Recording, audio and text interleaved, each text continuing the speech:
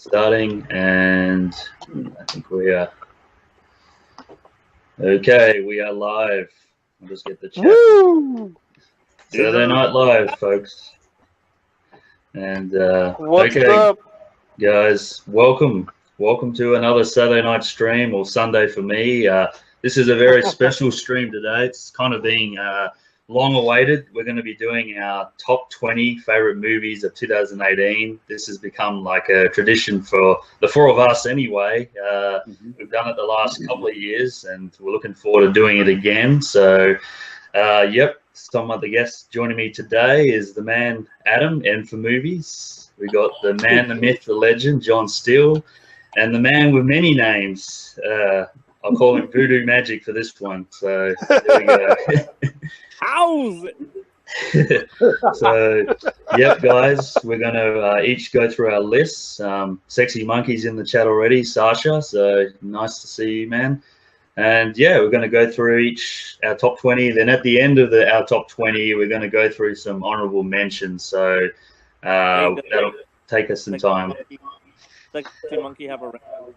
Yeah, he has a wrench. So let's not even pay attention to any trolls. Yeah, I was about to address that before we begin. I'm not going to mention anything here because we're here to do this. This is our tradition thing. So the guys in the chat, Trini, Leroy's just joined. Sasha, you deal with that in the chat if it comes up. So I'm not going to mention it for the rest of the stream now. So let's just get started with this and yeah, enjoy the stream. So what we'll do is we'll start with Adam. We'll start off with his first 20, well, number 20. Then we'll start with John, then Robbie, and then me. So that's how we'll go. And yeah, hopefully you enjoy it. And in the chat, you can list off your top 20 as well. So yeah. So we'll start with you, Adam. Number 20, man. All right, number 20 is a animated sequel that's been in the works forever. It's The Incredibles 2. Okay. Start off with some Pixar. I dug it, but it's not as good as the first one, but I enjoyed it. Okay. I haven't seen it, so I don't know if anyone else has, but I've seen the first one. The first one, it never interested me. Oh, wow. Yeah. Because the first one was made quite a while ago, right, Adam? It wasn't that... Was it that recent, or was it a while ago? It was a while ago. I thought so, it was like, yeah. Maybe 10 plus years. So okay. Yeah. Damn, why so long? Why do you think so long, man? I don't know, because they just wanted to get all the other Pixar movies out of the way, and yeah, you know, they claim it takes a little while for it to get going, but right. That's a long time though between like animated movies. Yeah. Especially these days, they're making sequels all the time. So yeah, 10 years is a great amount of time. Because I remember like hearing about it so often. You know, oh, it's going to come out this year. It seemed they kept it back for quite a while. So yeah, but okay, that's your number 20. Okay. Yep. Good start. Okay, John, your number 20. All right, this is gonna be a surprise. My number 20 is fucking an animated movie as well. Probably the first time it's ever been in my list. This is Batman, Gotham by Gaslight. Right. The reason I chose this one is because I've read that comic, and not a big DC guy, but and I'm not a big DC cartoon guy, but I really enjoyed that Batman Gotham by Gaslight quite a bit, man. So it made my list. So. Yep. Okay, yeah, I haven't seen that, but I mean, I've seen some of the Batman animated films, but not that particular one. So, yeah. You seen that one, Adam? You're pretty familiar with that stuff, man. I'm kind of familiar with the Batman animated, but I haven't seen it, so. Okay. All sorry. Right. It's worth a watch. So. Okay, so interesting start. Both movies, each of us none of the rest of us have seen. So, okay, interesting.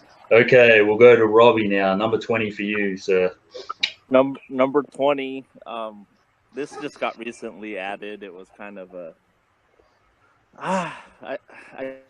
thought that a lot of people haven't seen it, so I wanted to kind of mention it. It's okay. I just want to say before I start with the list that this is probably in all of my movie watching one of the worst years of film. Yeah. Wow. I didn't score anything 5 stars. Me either. Yep. Couple good ones, but I mean, the ones that I did watch were really, really bad. I mean, the ones that are on the low end of my list are really, really bad. Yeah. Okay. And the ones on my list are like, okay, decent watches, nothing like. There's no like classics like 10, 12, 20 years down the track. How are you going to remember any of these films? Yeah. In most recent years, the year that amazed me, 2014. That was Whiplash. That was probably the last really good year. Oh yeah. There were great movies that year. Okay. But my number 20 is A Simple Favor. That's I don't even know if you guys seen it. No. Another one we haven't seen. No. I actually just saw it tonight. Oh, snap. I thought it was. Yeah, I thought it was all right. A little bit too like Lifetime-ish for me, but really?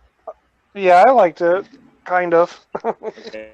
Well, it's just one of those movies you're not expecting much, and you know, you don't Anna Kendrick and Blake Lively, eye candy. So yeah, it stuck with me.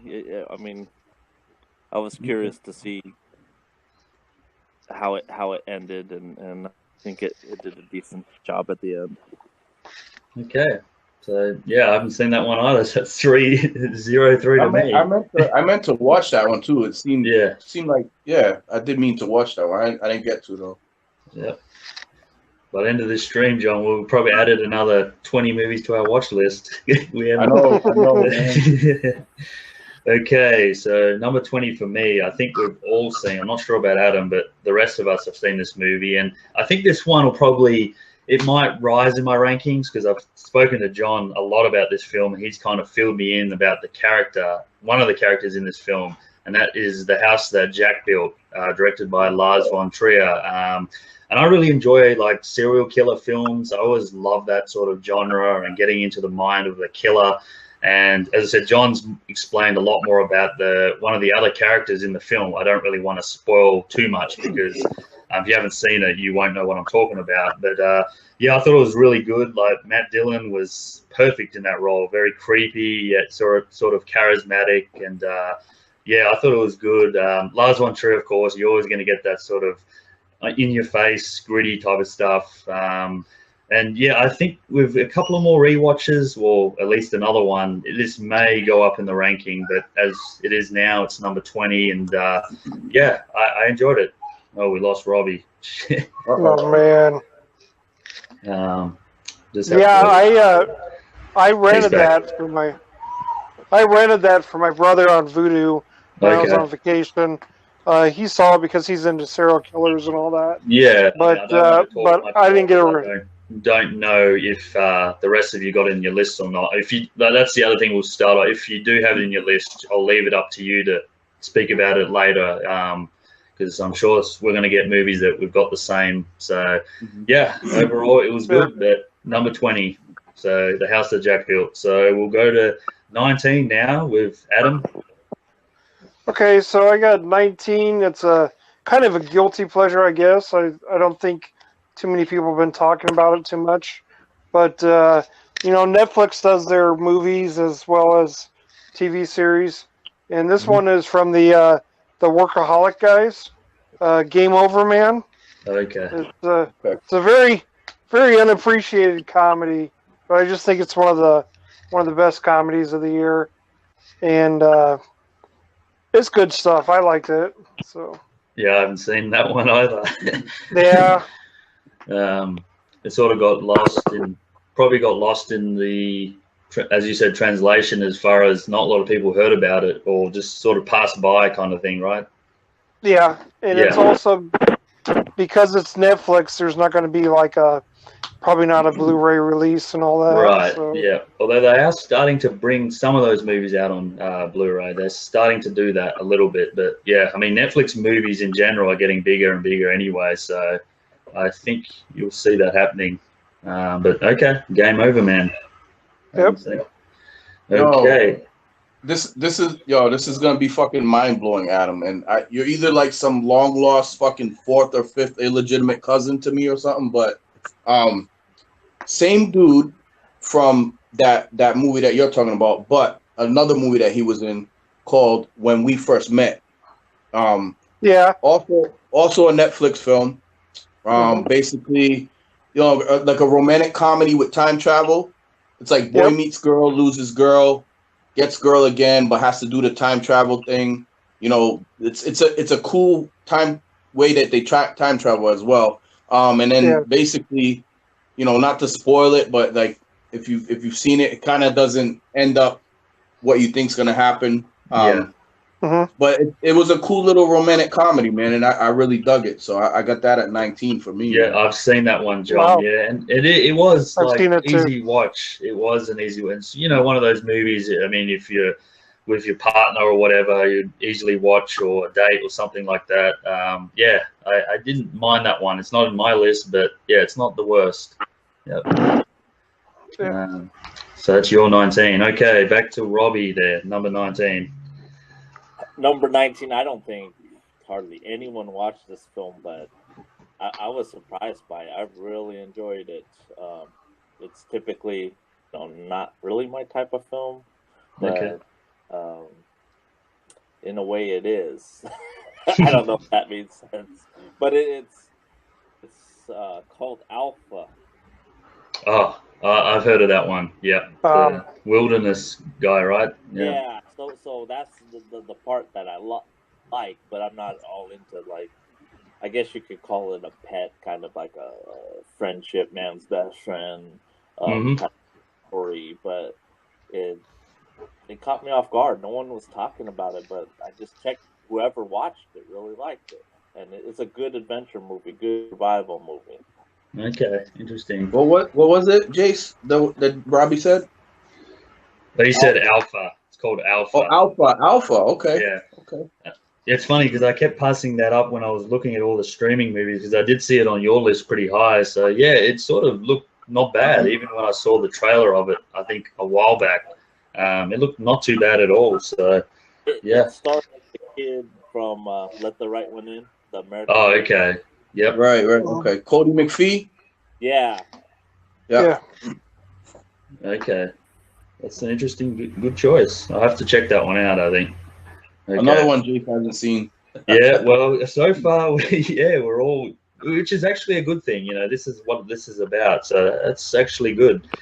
Okay, so my number 19, I'm pretty sure all of you guys, maybe, I'm not sure if John's seen this one yet, but it is Sicario 2, Day of Salado. I actually really enjoyed this one, probably more than the first one, just because you get more of the, Benicio del Toro's character and Josh Brolin. I kind of liked that aspect of it more than the first, because in the first one, you didn't really get too much about his character. So in this one, you get more of a background, and I don't know, it was just quite kind of kept me on the edge of the seat. I love those sort of drama thriller type films. I thought it was really good and really enjoyable. So I got to rewatch it again because I did get it on Blu-ray. But I really liked it. So that's Sicario 2, Day of Salado. You guys seen it? Yeah, I saw it. Yep. What did you think? Not as good as the first one. You didn't like it as good. Okay. No, I miss Emily Blunt too much. Oh, you missed her too much. I see. You want the eye candy. Yeah. Yeah. And there was a situation in it, like I think in the first 10 minutes they go to a certain city that's only about a couple hours away from me, and there's something happens, and that kind of hit a little too close to home. So right. Okay. Yeah, I mean, it kind of shows a little bit more in this one than the first one. But I liked it even towards the end. And then it looks to me, without it's probably going to be a third one. I think there's going to be maybe a trilogy at least. But yeah, I really liked it. I got really into it. I remember seeing this one at the cinema. So that's what's number 19. So Adam, 18, man. All right, 18 is you know, I gotta get a Dwayne Johnson movie in there. And it's actually Rampage. Okay. Based off of the 80s arcade. I liked it. I really enjoyed it, and you know, all those. Yeah, it's just good action, and I dug it. So good stuff. Okay. I haven't seen that one either. Out of like 87 movies, that's number 80 for me. Okay. Yeah, I'm not a fan of Dwayne Johnson. It was just, I just didn't dig it. I mean, I'm a fan of the game too, but when you substitute like a lizard instead of like the crocodile instead of Lizzie, that kind of ruins it for me. Well, I think they did that, Robbie. They didn't want to have too much, like, you know, too close to being like Godzilla and shit. I think that's what they were. Oh, okay. They done an iguana. Yeah, well, something. Yeah. Wow. Well, that's what, as I said, that's why we're all different. That's why we got different lists. So that's 18 for you. Okay. So again, I haven't seen that one. Okay, so we'll go on to John now. 18. All right, 18 for me, and whoever's in the chat, don't lose your shit. Don't fucking unfollow me on YouTube, even though I don't do videos. But no, like I really enjoyed this movie a lot, and I think the person that, you know, his first time out with a movie is just like it was phenomenal. I'll put it that way. But I got mid-90s at 18. Okay. And I know people are gonna have it much higher on their list, but for me, you know, in the mid-90s, I was already an adult, and by that time, I was already married, my first marriage, and I'd been in the military, blah blah blah. So I couldn't really relate to some of the things in that movie, other than the music. Yeah, I didn't grow up in that era, and I know a lot of people who were born in the 80s grew up in the 90s, so they really relate to that. But, you know, as a 70s kid, 70s baby, 80s kid, I didn't really relate too much, but the music and some of the things I did, but like the lifestyle, the skaters and all that shit, I didn't really relate to that. But that takes nothing away from the movie for me, because it was so well done. And like this Jonah Hill, like I think he batted it out of the fucking park with that one, man. Yeah, I think he's got a few good movies ahead of him, man. He seems pretty good. I mean, again, you're right. That's higher in my list. I'll talk about it later. But yeah, I agree with what you're saying there. Yep. It's a good one. 18. Yep. Okay, Robbie, 18 for you. 18, actually, I just watched tonight. Okay. Right before the spring. And this one I've been, you know, at Redbox, putting it off. And I just what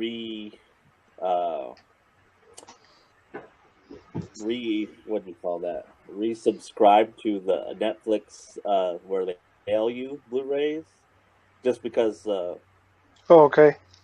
Redbox sometimes, like, I miss it by an hour and I get charged the late fee, the double day. So I was like, oh, you get it sent in the mail, you just don't get your next movie until you mail it back, so there's no late fees, and I think I'll make most of my money off of that. So I got this in today. It was called Leave No Trace.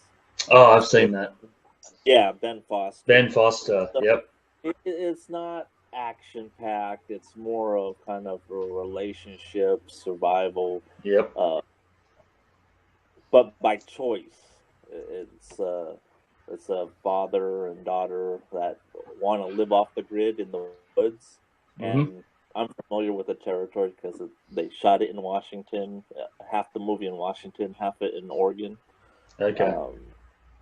But I know a lot of people who live that lifestyle. So just my whole camping and wilderness is really kind of relatable for you. Yep. Yeah, exactly. Yeah. So it's not, you know, the pacing might not be for everyone, or the for this, what's going to happen. There's not a lot going on. No, not a lot goes on. That was the problem I had with it. I mean, it was good, but yeah, I was expecting something more to happen, and it kind of just didn't. But yeah, I mean, he was good in it, Ben Foster. I thought he was great, and the girl in it was good too. Yeah. She's from New Zealand. Oh, really? Damn. We're not going to get started. Don't get me started on New Zealand.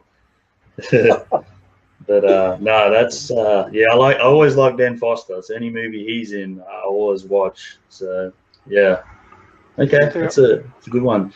Okay, so 18 is kind of it's an interesting one because it kind of came out of the blue. And John, I think you know what's coming here because you and me have a somewhat connection with this film, and I think you know what's coming, man. Yeah, it is Cruise, and yes, just have to.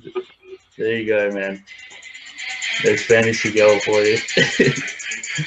Yeah. Well, what can I say about this one? This one kind of, as I said, didn't know anything about it. I just sort of was going through the streaming website one, I think Sunday night, and I just came across this film. And as I said, it was a short film. I was like not in the mood for a long one. Clicked on it, and I just immediately really liked it. I don't know why. The music, of course, is a big part of it, and also the female in it is a big part as well. But I don't know. I know the story is kind of just very.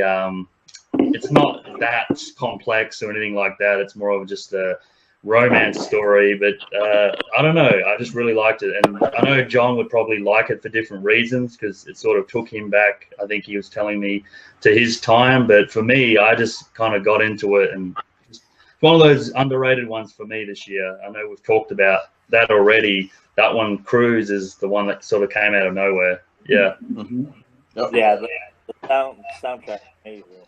Yeah, the soundtrack's amazing, and sort of got me into freestyle. Like John's told me when we were playing the soundtrack on a private stream, he was telling me all the names, and I was downloading it all and doing all that. So, sort of getting into that genre a little bit just from that movie. And as I said, very simple, nothing spectacular, but I don't know, fun movie. So that's 18 for me, Cruise.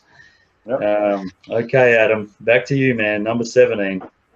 All right, number 17. I just watched in theaters tonight as a double feature, and I'm gonna get into comic book movies now.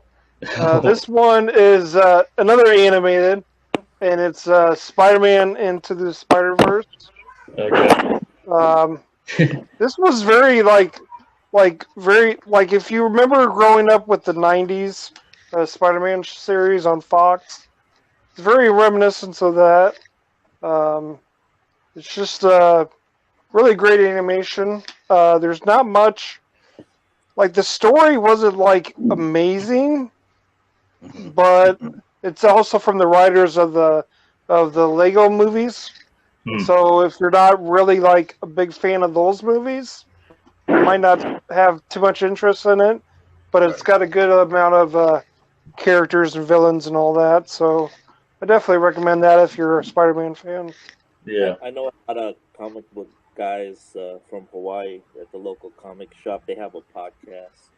And they were talking on their podcast that a lot of them say this is the best Spider-Man adaptation ever. Wow. Oh, yeah? Yeah. So they really loved it. That's pretty impressive. Yeah, I've heard good things about it because I remember seeing a little part of it after the Venom movie. I know in the post-credit scene they showed a little bit of it. So, yeah, it's I've heard good things. I mean, not huge into comic books, but even I grew up with that 90s Spider-Man animation. So, yeah, interesting. Okay. Yep. So that's your 17. Right, okay. Yep. John, 17 for you. My 17, I think, I don't know if this was a recommendation from Jace or Trini, but I know we talked about it before. And I talk about all these movies just about. Yeah, I'm pretty sure Jace. I know for a fact Jace has seen this, and I think Trini did too. But it's a sci-fi, futuristic, about a mute guy So the name of the movie is Mute. Yep. Yeah. Okay. Yep. Basically, he's looking for his girlfriend after like some shit happens in the mafia, the underworld. So it's futuristic. It has kind of like a like a feel to it, like a Blade Runner a little bit. You know what I mean? Exactly, man. That's exactly what I said. I mean, a lot of hate for this movie. I know there was on Letterboxd, and I didn't understand the hate. I know it's, maybe trying to copy a little bit, like, as you said, Blade Runner and Serenity, maybe a little bit as well. Yeah. But I thought it was really good. The look of the film is great too. It really is. Yeah, I really enjoyed that, man. So yeah, Mute for me, that's number 17, man. 17. Yeah, good one. Yeah, it's a good one. Trini said all Jace on that one. Yeah, it was probably me that recommended it. Yeah, I liked it. I mean, that just didn't make my list. Bit of a spoiler, but yeah, it could have. I might mention it later. Okay, 17 for you. So, okay, back to Robbie, 17. 17. I think I was one of the first people to watch this film. All I can really say about it, I mean, it's been there, done that, but it's solid. It's just a solid heist film, and that is Den of Thieves. Oh yeah, yeah. I was quite surprised. That was great. Even 50 Cent, it was good. Very similar to kind of Heat. That's actually a little higher on my list, so I'll talk about it more then. But yeah, very, very solid. Yeah. I like those sort of movies. So, yeah, I was surprised because I thought it was just one of those sort of B, C grade type films, but turned out to be really good, actually. I know along the same lines of last year, like 999. It's just a good flick. Jared Butler was great in it, as was all the criminals. You kind of, in a way, it's almost like Heat. You're kind of rooting for the criminals as well. It's sort of, you get both sides of the coin, which is great. So yeah, that's a good pick. I like that. 17. Okay, so 17 for me is First Reformed. This is starring Ethan Hawke and Amanda Seyfried. This one was directed by Paul Schrader, who wrote Taxi Driver, and you can see there's some similarities between the two, between both characters anyway. Sort of Travis Bickle was kind of like a martyr towards the end, and this has a similar sort of pattern in this film with Ethan Hawke being a priest, and he meets this couple, and as he learns different things about them and through his parish that he's in charge of, he starts going a little loopy and starts wanting to, as I said, be a martyr kind of thing. So it was well done. I actually really liked it, and I think Ethan Hawke is kind of getting better as he goes on. Done some good movies recently, and I thought it was great. Just simple little character study, and I like those type of films. So that's my 17, First Reformed. Nice. Hoax said he liked it a lot. Okay, thanks, Hoax. Yeah, I thought it was good. So that's that one. Okay, Adam, 16. Okay, number 16 is yet another comic book movie. There's like a total of 6 in this list. Yeah, you told me before. Yep. Get ready. And that is Ant-Man and the Wasp. It's equal to the first one, and I really like the collaboration, and some pretty good stuff, pretty good action, and I like my MCU. So yeah, you're a comic book guy, so no surprise. Yep. Yeah, I haven't Which seen. movie was that? Ant-Man and the Wasp. Oh, okay. So it's just a little movie, just little. No pun intended, man. Yeah. No. Exactly. Nope. Okay, so that's 16 for you. John, 16.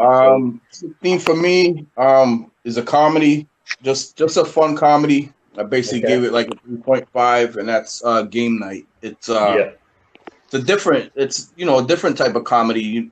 There's nothing been done like that before. So it was fun. It was a fun watch, easy watch, and everything. It was I would buy it and watch it again. So there's not much to say about it, but yeah, it was one of the better comedies this year. I think I wouldn't agree with you. Yeah. Just because I've got, again, this one's a little higher for me, so I'll speak more about it later. But yeah, I thought it was really good. Sort of a good blend of seriousness and funny, and like a lot of dark humor as well, which I thought was great. Yeah, just really likable, and I love the little movie references as well throughout the film. I thought that was really good too.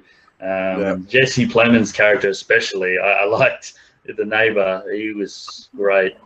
So yeah, that was a really good movie. I need to rewatch that one for sure. And Hope just said Game Night was definitely his best comedy of the year. Okay. Wow. Okay. Cool. That's a good one. Okay, so 16 for Robbie. Ooh. Okay, so this movie, I was quite surprised. A lot of people do not like how it just did a total flip, like in the last part, the last segment of the film. It just went on for a loop. But that's sorry to bother you. Oh, sorry to bother you. Yeah. Okay. Yes. So, Yep. I liked it. I mean, I liked it just because I was caught off guard. I was just, what the F is going on? Yeah. Did you guys all see it? I haven't seen it yet. No, I'm the only one who hasn't seen I it. saw the last 20 minutes is just like what you said. It was like, okay, where's this going? Is that no one spoiled? Yeah, I haven't seen reviews. I saw the trailer. They don't lead on to anything like that. Yeah. It's out there, man. But wait, I got this kind of seeing it. It kind of reminded me a little bit of Black Klansman because they were both released around the same time. Yeah. Black Klansman actually didn't make my list. Okay. This one did. I actually prefer this. You prefer that one, yeah? Because I know Sasha in the chat, he's seen it. I think it's one of his favorites too. So, I mean, he's by Tessa Thompson. True. Okay, yeah, that's been one I've been meaning to watch. So I'll probably, hopefully, do that soon, just to see what you guys are saying about this ending, especially. Yeah. Be prepared. I'll be prepared. So 16 for Robbie is Sorry to Bother You. Very nice. Okay, 16 for me is a movie called Prayer Before Dawn. And I really enjoy prison movies. And this one basically is that. It's about a British dude. I think it's based on a true story. He ends up in like a Thai prison, and he ends up starting to box in there. And it's very sort of brutal, realistic, as you expect with most prison films. And I just like that genre. I really do. Most films like that I will find entertaining. So, yeah, it was definitely quite in-your-face type thing and realistic. And when it's based on a true story, it also adds something as well to a movie. So, yeah, I thought it was really good. Is it similar to like Midnight Express? Yes, yeah. Oh wow! It's kind of in that vein a little bit, definitely. Because that was another one I really enjoyed in the 70s. Brad Davis was in that one. This one was probably maybe not as good, but still, it's in my top 20. So what can I say? It's a good one. So that's 16 for me. Prayer Before Dawn. Okay. Moving on to 15 now, Adam. All right. So 15 is a horror movie sequel. I really like the first one, and it's The Strangers Pray at Night. Okay. Now, a lot of people don't like the acting in it. They think the acting's kind of bad, but it's like, I'm more for like the killers and stuff, and the killers worked, and the atmosphere and the setting. It was good stuff. So I think it's a pretty faithful sequel, and I liked it. Okay. 15 for you. Okay, John, 15 for you. 15 for me was a movie that I saw on Netflix. Pretty sure Jay seen this one, Trini. I think they both liked it. It's called Hold the Dark. Oh yeah. Oh, I haven't actually. I still yet to watch it. I keep pushing. Oh man, Come on, Oh. Jason. Laughing, dude. I know. Basically, it's in the in the Northwest Alaska mystery thriller. Guy goes there who's from somewhere else to kind of look into something that's going on with wolves, and basically stumbles on like a murder mystery type of thing going on. It gets a little weird in some spots too, but it definitely held my interest throughout the whole thing. It couple with little slow in some spots, but I mean the main character. I mean I've seen him do other stuff, and I think this is probably one of his best roles that he's done as far as movies and stuff. But yeah, Hold the Dark comes in at number 15 for me, man. Okay. That's a good one. Yeah, that's the one I keep missing out on. Is it kind of like Wind River at all, or something similar to that? Yeah, I mean, I guess if you compare if you're gonna watch a double feature, you'd watch Wind River and Hold the Dark. That'd be a great double feature night type of thing. Okay, man. Because that's the type of feel that when I saw it, the trailer anyway, that's kind of what I felt. Yeah. Okay, not as action packed as Wind River, but definitely a lot of similarities, man. You know what I mean? So okay. Is there Insomnia? Is that kind of similar or what? No, I wouldn't say Insomnia. I'd say you can kind of compare it to Wind River. Okay. Does have it kind of like weird. I won't say like not paranormal, but like has some type of otherworldly like feel to it in some parts. It's not a horror movie. It's more like a thriller, like a mystery thriller, with some action in it. But yeah, it was good, man. I like it. Right. Okay, so 15 for John. Okay, Robbie, 15 for you, my friend. 15. Let's see. Okay, so this movie, man, people were saying this is crazy good, and so I streamed, one of those bad copies online somewhere on what do they call it? This is torrents. Yeah, Uncle Torrent. And it didn't do justice. And I saw it at the theater. I think I saw it on one of those $5 Tuesdays, and I was like the only one there. Wow, just the cinematography and just the experience was great. I still think it's a bit overhyped, but it's good. And that is The Quiet Place. Hey. Oh yeah. Yeah. Yeah. We'll see that one, I think. One of those things, you don't need a lot of dialogue to enjoy a film. That's right. It's creepy. I mean, I wouldn't say scary, but it's just kind of intense. Yep. The score, the sound, the effects was and all that. And there's going to be a sequel too, so yeah, it was. I liked it. It was sort of kept you going, and I think the running length of the film was perfect for it. I think it was just more than enough. Sort of got an idea what was kind of going on, but there was still that mystery surrounding it. So yeah, I agree with you that one. So there's going to be a sequel of that. I think maybe 220. So see, we'll get further on that story. Okay. So 15 for me is a movie. I think I got recommended this by Crush actually, because this was made in his area, Oakland, and that is Blind Spotting. Yeah, boy. Yeah, and I know John's probably seen this as well. I mean, what can I say about these movies? I always enjoy dramas, and this movie is quite. What it's talking about in this film is quite relevant to today still. It's got all the themes, and it's basically about two good friends, and one of them sort of on probation. He's only got a couple of days left, so he's trying to stay in the good books. And it's just one of those movies that the acting is really good between the two of them. It's hard to say a lot without saying the whole movie, but I really enjoyed it and got really into the characters and some good dialogue, and again a good soundtrack as well. And if you want to see Oakland, that's the movie. So Blind Spotting, 15 for me. Cool. I've seen that. Okay, Adam, number 14, man.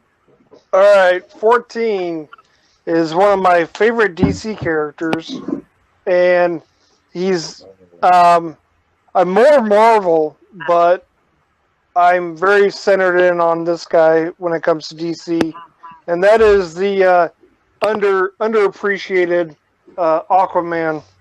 Aquaman. Okay. I saw it down in Phoenix with my dad, and I really enjoyed it. I think that they clearly almost tore the villains out of the comics and put it on the screen, and it looked very much new 52-ish. And John might know what I'm talking about there. And I just thought it was a really good. It was what I wanted it to be and more. So I loved it. So it's good stuff. Okay. Yeah, that's just recently came out of here. I think after Christmas, so it's only just come out. So yeah. Okay, John. 14 for you. All right, so 14 for me. Adam had a movie with the title with an A.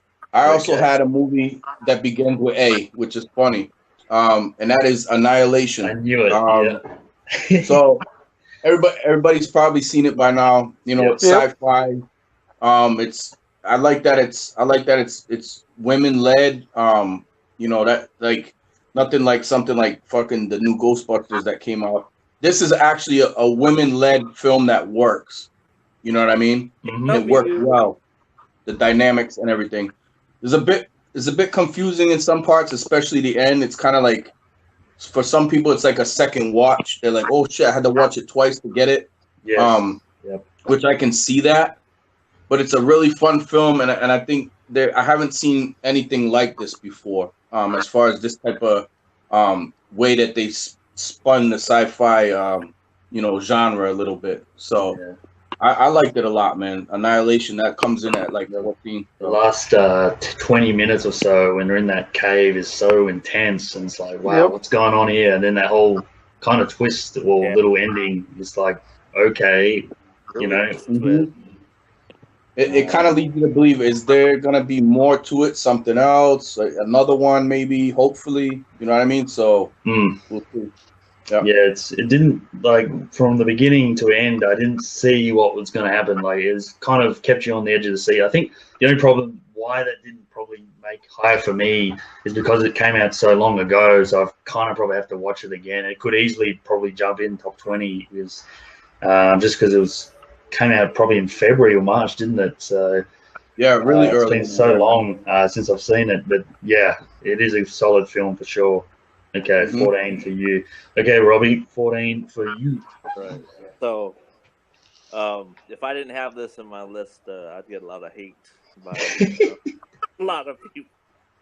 And that is Crazy Rich Asians. Oh, shit. You talk about hype, man. Decent movie. It's like a lot of my family, a lot of my friends were really hyping up this movie. I was like, I'm not one to buy into that. That even puts me off more when someone overly, oh, it was great, it was good. It's a good watch. It's a decent watch. Yeah, I liked it. The acting was good. The story was relatable in a sense. They were playing mahjong, so I was like, yeah. Love mahjong, brother. Mahjong. But it's just. Would you consider that a comedy? Yeah, I would. I think it's got a lot of comedy in there. Like a dramedy, like a drama comedy. Yeah, like drama. It kind of has like romantic comedy. Yeah. It's got a lot of funny. Like Michelle Yeoh, man, she's funny in it. Oh, she's so strict. Yeah. So the main dude, I was watching A Simple Favor, and I was like, damn, I know this dude from somewhere, and it didn't. Oh, that's what he was from. That's where he was from, yes. Oh. Okay. Other than Ken Jeong, there's really not that many non-martial art Asian actors, comedians, just serious actors. I mean, that dude, who's that? Dude from Last Samurai. Oh, yeah, Ken Watanabe, yeah. Watanabe, yeah. Other dude, the dude from Phil does some stuff, but... Yeah. Other than that, That was solid film, man. Like as I said, easy to watch, and I enjoyed it for what it was. Yeah, no problem with that one. Good pick. So that's 14 for you. Kind of in this. What's that? Did you have for Adam probably said? Did you watch that movie, Crazy Rich Orientals?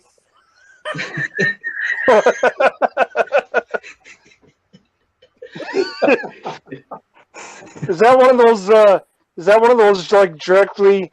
You know how they release movies like straight to Blu-ray? Like 10 emphasis at Redbox. Yeah. Crazy Rich Orientals, man. Oh, The John's done now. This is like a Great Boys.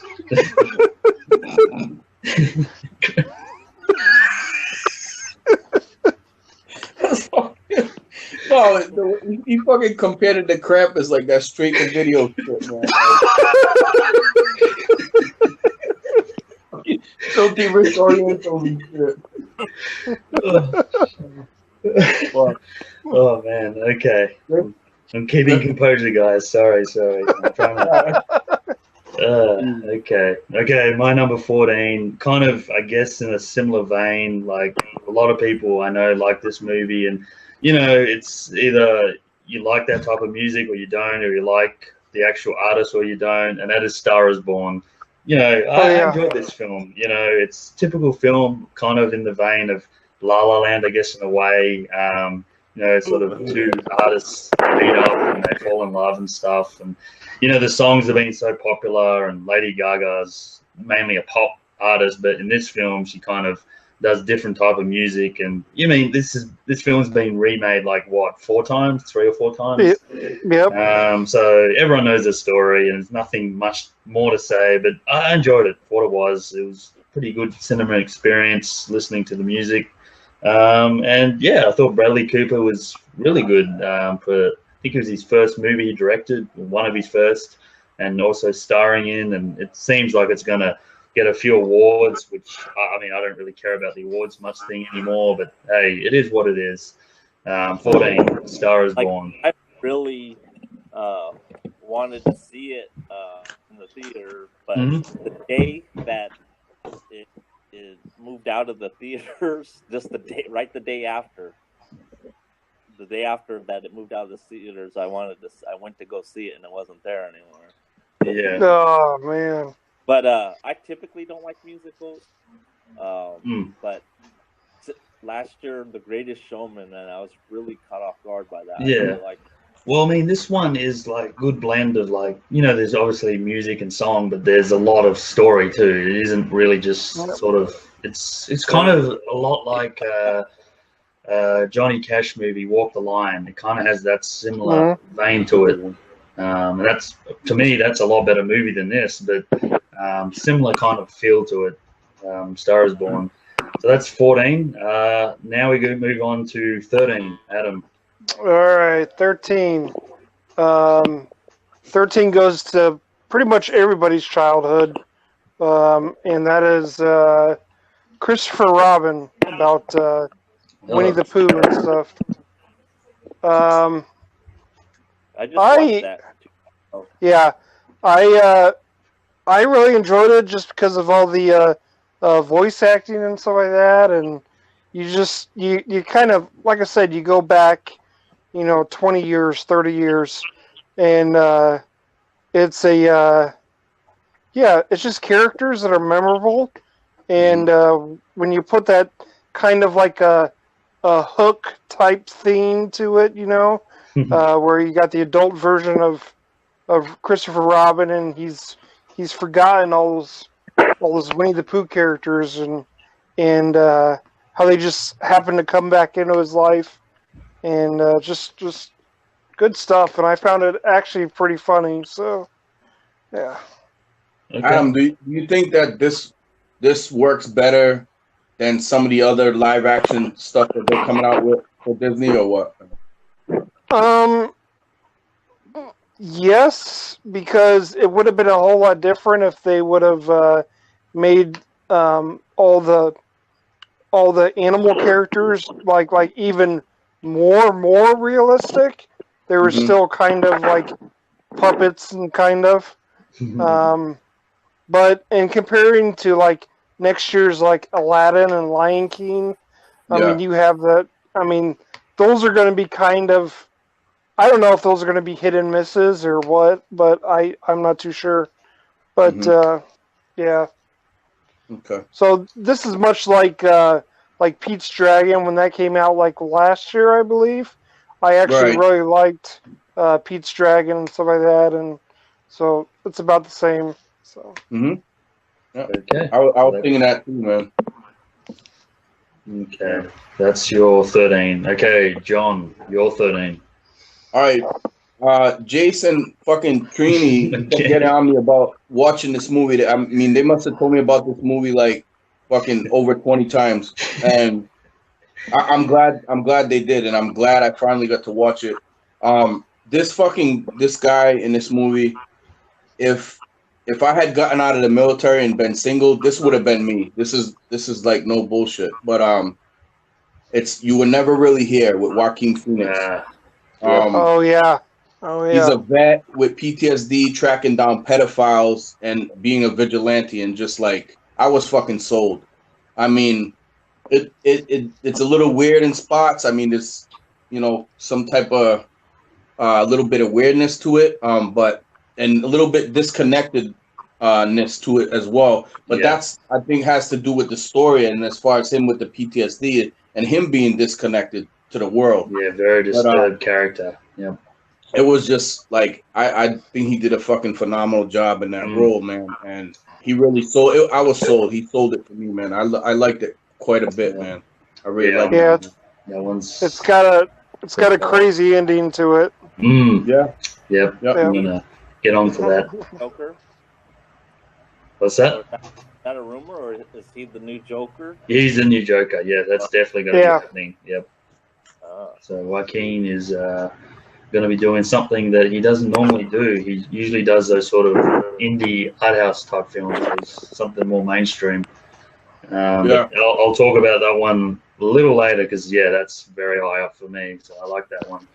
What are you saying in the chat, Jace? Anything?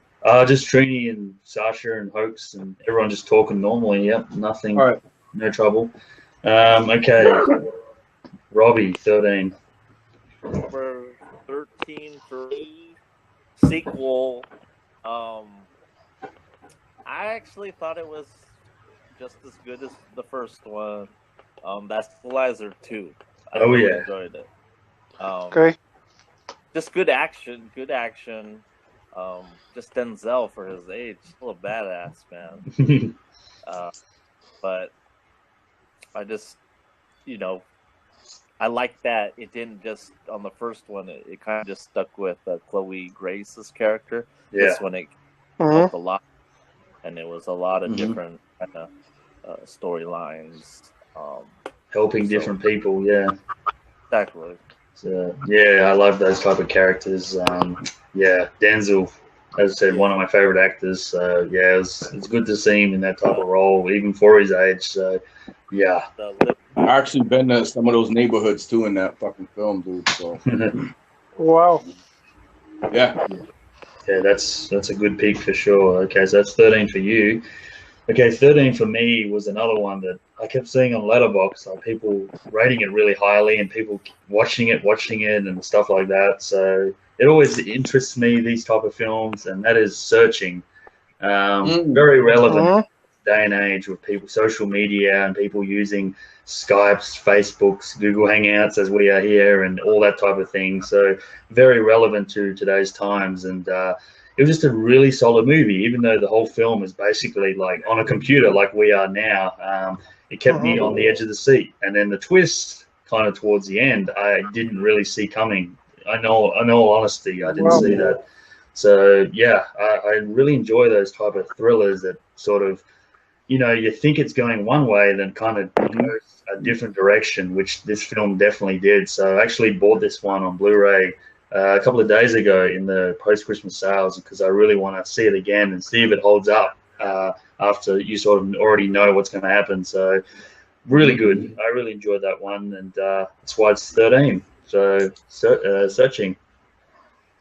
Okay. Okay. So we'll move on to top 12 now. So 12, Adam. 12's been brought up just slightly. Mm-hmm. It's Spike Lee's Black Klansman. Okay. Spike Lee's kind of hit and miss for me, Mm-hmm. somewhat. But this one was just like, it's just like really powerful. I mean, there's some humor in it, but it's very like dramatic and like really good performances from, I believe it's Denzel Washington's actual son, and Correct. and Yes. like Topher Grace is in there, and it's just like really good. The guy from Star Wars, forgot his name. Adam It's not Driver. coming to me. Adam Driver. Yep. Same name But, as you, Adam. I know. Yeah, the guy from Girls. That guy. Yeah.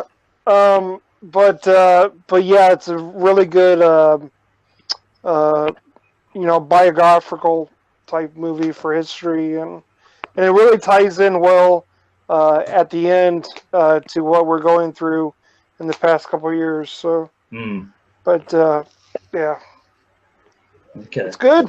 It's good. I really enjoyed it too, so I won't say any more because it might be coming up. Okay. So, John, you're 12. All right, my number 12. It's probably somebody who's not here. Maybe he's in the chat. I don't know, but it was his number one, and he kept like amping this fucking movie up, but he couldn't stop talking enough about it. He probably watched it about 20 times. Bryn, I see you wherever the fuck you're at. But I was in the chat a bit earlier, so you might be watching. It's Upgrade. Upgrade. Bryn's favorite film of the year, probably is he put in his top whatever for all time and shit. But I wouldn't rate it that high. It was a good movie, and I saw, again, Jace, I saw elements of like Blade Runner in it. That futuristic type of sci-fi that I saw elements of Black Mirror from Minority Report. Minority Report. Minority Report. Ex Machina. Ex Machina, big one there. You definitely said. So I don't want to say it was something new to the genre. I mean, it had some elements probably we never seen before.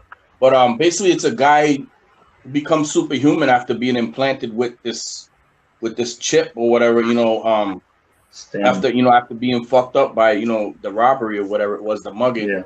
But it was good. The action was really good, and just like you wanted to see him come to some type of like end for him, like you wanted to see him kind of win after what he had to go through and shit. But exactly.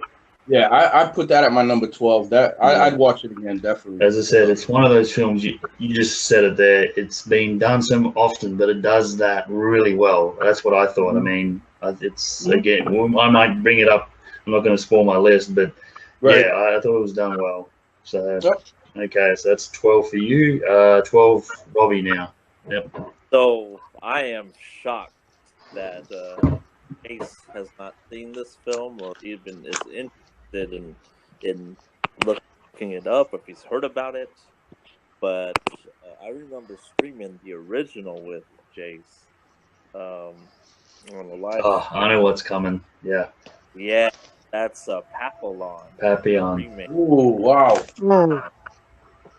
It was well done. I mean, it's all shot for shot from what I remember, but the dude who I recognized him from the trailer from Bohemian Rhapsody. There's the original. Yeah, oh, wow. So Steve McQueen and Dustin Hoffman. They played the guys I've never seen before were tremendous. Really? Shit. But yeah, I enjoyed that version. But the second one, just like a second viewing, made it more real, more like you could really feel the torture and the agony of what he had to go through. Right. But it's a powerful movie, bro. Yeah, it is. But has that original. I'm shocked. Yeah, dude. I just never, because I think I fell into the trap of people on Letterboxd and just people saying it wasn't that good at all. And sometimes, with remakes these days, because the original was great. Steve McQueen, really good role for him, and Dustin Hoffman. This gives it a voice. Right. That one I'll definitely have to write down and check out because I love the original. So, okay. So, Crush is in the chat now. Okay, Crush. Nice. Number 20, Crush. No. Let's go.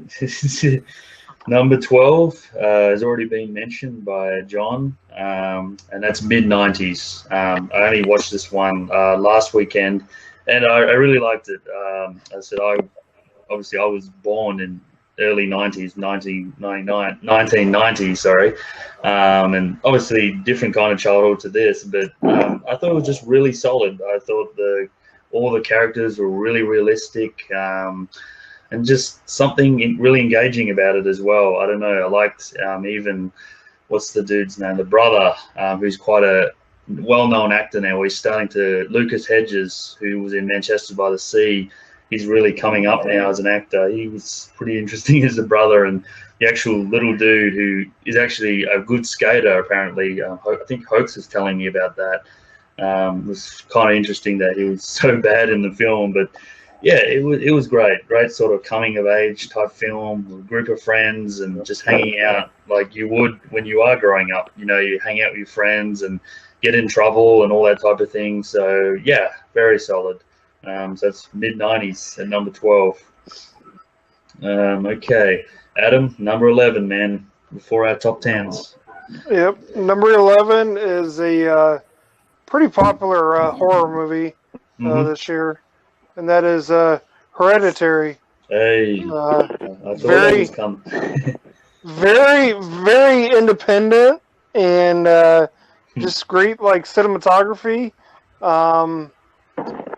It does get a little messed up in the last, 10 minutes, but it's it's got a creepy atmosphere and it's generally very disturbing to watch. So yeah, I've seen it. I saw it again because it was so long ago. It was high on my list in the beginning, but then it's kind of dropped. But yeah, I thought it was a solid horror film. It was. It's kind of a little hard to understand at first, but then when I was reading more about it and sort of saw certain scenes again, it kind of made a lot more sense. So, yeah, Toni Collette was really good in it. She may get some kind of nomination or something. Yeah. So that's Hereditary. That's your number 11. Okay, John, 11 for you. Right, my number 11. This one for me was a solid 3.5. Jace already mentioned it. Okay. And that's Blind Spotting. Yep. I'll add to it, basically, two best friends growing up in the same, neighborhood and stuff, and fucked up shit that happens to them. And, there's the white dude, the black dude dynamic and stuff. And I related to that on a level of like I grew up in, that type of environment and stuff. And for me, I was that white dude that was kind of like, okay, he's acting a certain way, or is that really how he is? Because he was questioned throughout the whole movie about that. He even got into a fight about it and shit. So I related to it on that level. Also, I mean, good soundtrack. Actors were real good. They sold their parts and everything, and I really liked it. So that's number 11. 11 for me, man. Okay, yep. As I said, 15 for me, so pretty similar there, and I pretty much agree with what you said there. Okay, 11. Okay, Robbie, 11 for you. Starting to, this is where if we're getting in close to our top 10, this is where a lot of movies has already been mentioned. There'll probably be a surprise that there'll be a few that haven't been mentioned yet. There might be a few that come out of nowhere. And it's from a director I would say it's more tame compared to his previous work, but I don't know what it is, but I just like this director, Lars von Trier, The House of Jack film. I just like the gore, the gritty, dark grittiness of his films. He uses a lot of previous actors that starred in his films, gives them work, which I like. Uma Thurman has a small part in that. She used her in several films. She was the annoying girl. Oh, yeah, she was. But wow, that was some good effects. Oh yeah. Wow. Yeah, just a solid serial killer flick. Exactly. Well done, man. He played the part. Matt Dillon, like, where has he been? But this really, he proved he can still. Yeah. Yes, Hoax just said he thinks the uncut version, if we see that, it might go up. Okay. Yeah, well, as I said, because that was my number 20, and I said Hoax. It probably will go up in my rankings once I now understand something about one of the characters, and as you said, maybe if I watch the uncut version next time, that really might bring it up to top 10 territory, perhaps. But yeah, really solid one there. Nice.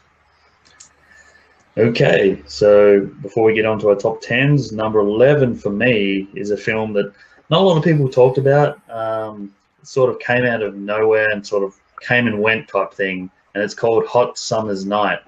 Really good film. It stars the dude from Call Me By Your Name, the boy Timothy Chalamet, I think it is, something like that.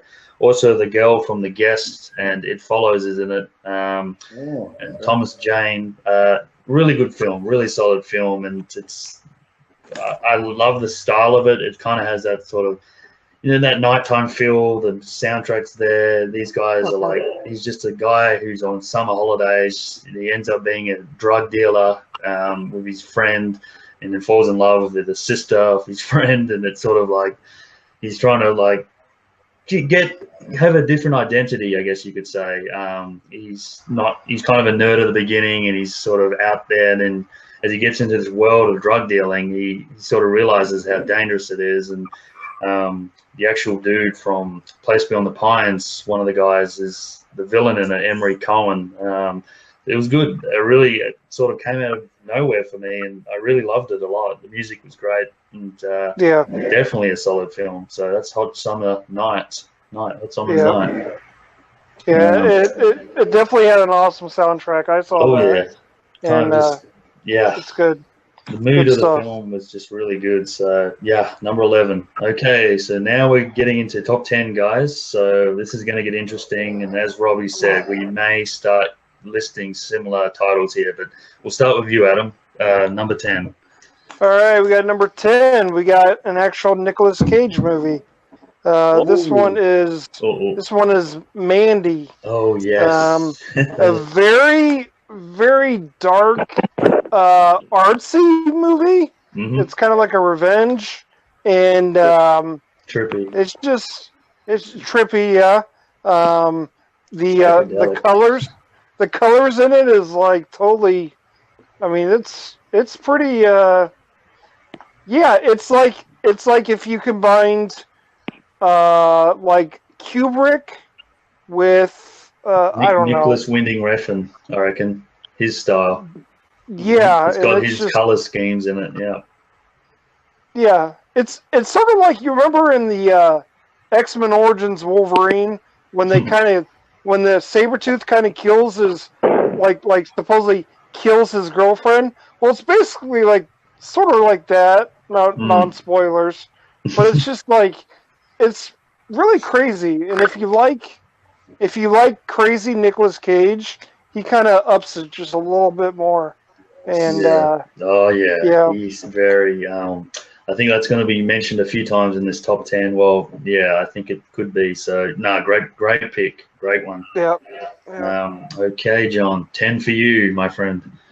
All right, 10 for me. This one's already been mentioned. Adam mentioned it. And and that's Aquaman. And Okay. what I'll say about Aquaman, I didn't get to see it in theaters. I kind of saw it the way Hoarder saw something else, but and I don't think that did it justice. So for me, I would say it'd be something that I would actually see again, go to the theater for, because that whole experience of it, the colors, just like everything. And like, I'm not a big DC guy, I'm more of a Marvel guy, but I didn't buy Momoa as Aquaman when I first heard he was going to play Aquaman. But when I saw this movie, I was like, okay, he's Aquaman, that type of thing. And it was also nice to see what's his name from Once Were Warriors was the father of Aquaman in it, Jace. Oh yeah, really? Yeah. Jake the Muss. Jake the Muss was Aquaman's father, dude. I was blown away by that, dude. Yeah, he got with Nicole Kidman, and it was like, ooh. Yep. Dude, I mean, an underwater movie, dude. Like, this is the way to fucking do it. Like, an underwater action movie, like, hands down, this is probably one of the best underwater action movies you're gonna see. Wow. You know what I mean? Yeah. Okay. I mean, the colors popped. Everything just fucking like pops, dude. So, really well done, man. Do you agree with the villains? How accurate they were? Dude, Black Manta looked like fucking Black Manta from the comics, from the way I've always pictured him. How when he was on screen, I was like, wow, that's Black Manta. You know what I mean? Yeah. So, yeah, it was. They really did that character well, I think. If you haven't seen it, you might think there's probably gonna be another one. It's these comic book movies and stuff, so it leads you in. There's probably gonna be another one at some point, and I'm thinking Black Manta gonna make a return in it. So yeah. Okay. 10 for you. Okay, Robbie. Number 10 for you. 10 was mid-90s. We all okay. We're all talk of the movie Kids. You know, this kind of, not even a movie, just real life. Just a documentary of everyday life, of the struggles, the antics of kids that age, growing up. Good depiction, Yeah. I actually watched it on the recommendation of Hoax. Oops. Oh, It was in the chat. Yeah. I said, you're right. It's not really just watching a movie. It's basically, everyone's gone through maybe something similar, or had obviously gone through childhood and mucked around with your friends and stuff. So I'm trying to impress people to be your friend as well at the beginning, as you see. So, yeah. Solid film for sure. She sucked my finger. Yep. Okay. Hoax said his number 10 is Summer of '84. Okay. Oh yeah. Oh, you're gonna do your top 10 with us, are you, Hoax? Okay. So Summer of '84. I've seen that. Yep. That's a pretty solid horror film. Okay. So number 10 for me hasn't been mentioned yet. I'm not sure if it will be, but it is Bad Times at El Royale. What can I say about this? I thought when I first saw the trailers and stuff that it was more of a whodunit type film, kind of like Hateful Eight or something similar to that, some of those Murder on the Orient Express type films. But it was really more of a whodunit more than a whodunit. Very good. It was all pretty much set in one location, which I do enjoy those type of films. It was all set in a hotel, and all these different characters are there for different reasons, and I really enjoyed it. Chris Hemsworth as sort of like the villain was great. Liked his scenes in it. Dakota Johnson and really everyone, even Jeff Bridges was great in it. Usually he mumbles a lot in films, but this one he was pretty good in it. So I like the feel to it. The look of the film is great. It kept me on edge. It's a little bit of a slow burn at the beginning, but then the second half really picks up and you sort of start finding out more about the characters, and even that sort of ending with one of the characters, sort of a twist you didn't see coming, was really good too. So I liked it. That's why it's 10. My list. I just felt after watching it, it was good, but it was missing something. There's something that Well, I think the only like thing that I kind of was disappointed with, I wanted. I mean, this is kind of a spoiler a little bit, guys, but there was no real link between the characters in some way. Like, it would have been cool, like say Hateful Eight, where there's a link between nearly everyone. It would have been cool if they had somehow all related to something to do with a crime or whatever. That would have been really cool. But yeah, I mean, I really liked it. But yeah, not perfect by any means, that's for sure. So that's 10 bad times there, Royale. So I saw the trailer. It was going to be more like From Dusk Till Dawn. Like, yeah. Okay. 9 for you, Adam. All right, 9 is has been listed as one of the best action movies in quite some time, and that is the 5th or 6th sequel, I believe, and that is Mission Impossible Fallout. I knew that was yeah, I guess I kind of jumped on the bandwagon on that sequel, but it's really good. I mean, it's you can kind of predictable. You can see where it's going, but it's just what they do for action, and it's pretty awesome, and yeah, I liked it. So it ties together all the characters and brings in some characters who haven't been around for a while, and it's pretty good. Yeah, I thought it was definitely one of the best sequels. I think the last couple have been really good. I just think, I mean, it's more of the same as a lot of the other ones, but yeah, it's done well. Again, I've seen it all before, but it's done really well for an action film. So pretty much everything you want in an action film is in that one, for sure. Yeah. Is that the one where he fucked himself up, like jumping between the... Yes, he's broke his ankle, I think, jumping the buildings. Yep. Mm-hmm. He does a lot of his own stunts, so that's pretty fucking impressive. Well, I think he did all the plane shit as well when he's chasing. Well, I shouldn't say the spoiler there, but yeah, when he's doing the plane stuff, he did all that too. Most people have seen it, I think, by now. I think most people watching, because we've got 8 or 9 viewers here, so I think they've all seen it. Okay, John, number 9 for you. Number 9 for me, Jace already mentioned this one. Him and I have a connection. Oh, here we go. It's higher up on my list because I related it. More relatable. More relatable for me. I grew up in that era. When this music was coming out, I knew people kind of similar to the people in the film. It's based in 1987, so I was around 14 years old at that time. And this music, freestyle music, is the best soundtrack for me, at least for a film I've heard in a long fucking time. I mean, every song in that movie just was like, oh shit, I remember this, and I remember what I was doing at that time. And I mean, the girl, what's her name, Emily Ratajkowski, right? Ratajkowski, yeah. She was in Gone Girl as well. She did pretty well in it. I mean, she's gorgeous. Yep. The main character, his name was like Gio.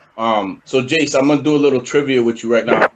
The mother of Gio in that film also played the mother of somebody else in a film with Robert De Niro much earlier. Yeah.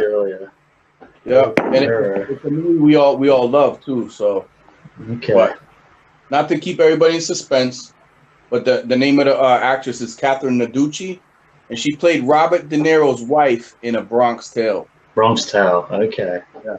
So she was in that movie as the mother. Remember the mother and yes. The girl comes over and stuff, and that's like, right. She cooks an Italian meal for her, and they're they're all waiting to see if she likes the lasagna or whatever. Yeah. I mean, I think me and Jace talked about this already. When that comes out on Blu-ray, it's something that we'll probably buy. Yeah, we'll be like the only two that's buying it because no one's heard about it. I know Trini, every time me and Jay start talking about Trini's like, oh man, this shit again. You guys talking about this? We'll sit on a private stream and listen to the soundtrack. It's on Vudu. I got the Vudu Club for only like $5. Yeah, there you go. So I mean, that's right. It's just one of those films out of all the ones that I've listed today and probably will list. It's a bit of a surprise, So yeah, I like it. Came as a surprise. Yep. Okay, 9 for Robbie. this is probably on Jake's list because he's talked about it. I know Hoax really liked this film. I just watched this the other night. Hot Summer Night. Hey, Yep. we're pretty Yep. close. Yep, we just talked about it. Another great soundtrack. Yeah. Time. Mm-hmm. It's just relatable. I mean, the chick, who is it? Micah Monroe? Yeah, Micah Monroe from The Guest and It Follows. From the Island of Dr. Monroe. Oh. Val Kilmer. I knew you'd bring that in somehow. Yeah. She was in. I knew I recognized her from somewhere. The Guest and It Follows, yeah. Just kind of like a loser kid gets the hot girl. And Yeah. You know, a badass. Which Yeah, drug dealer.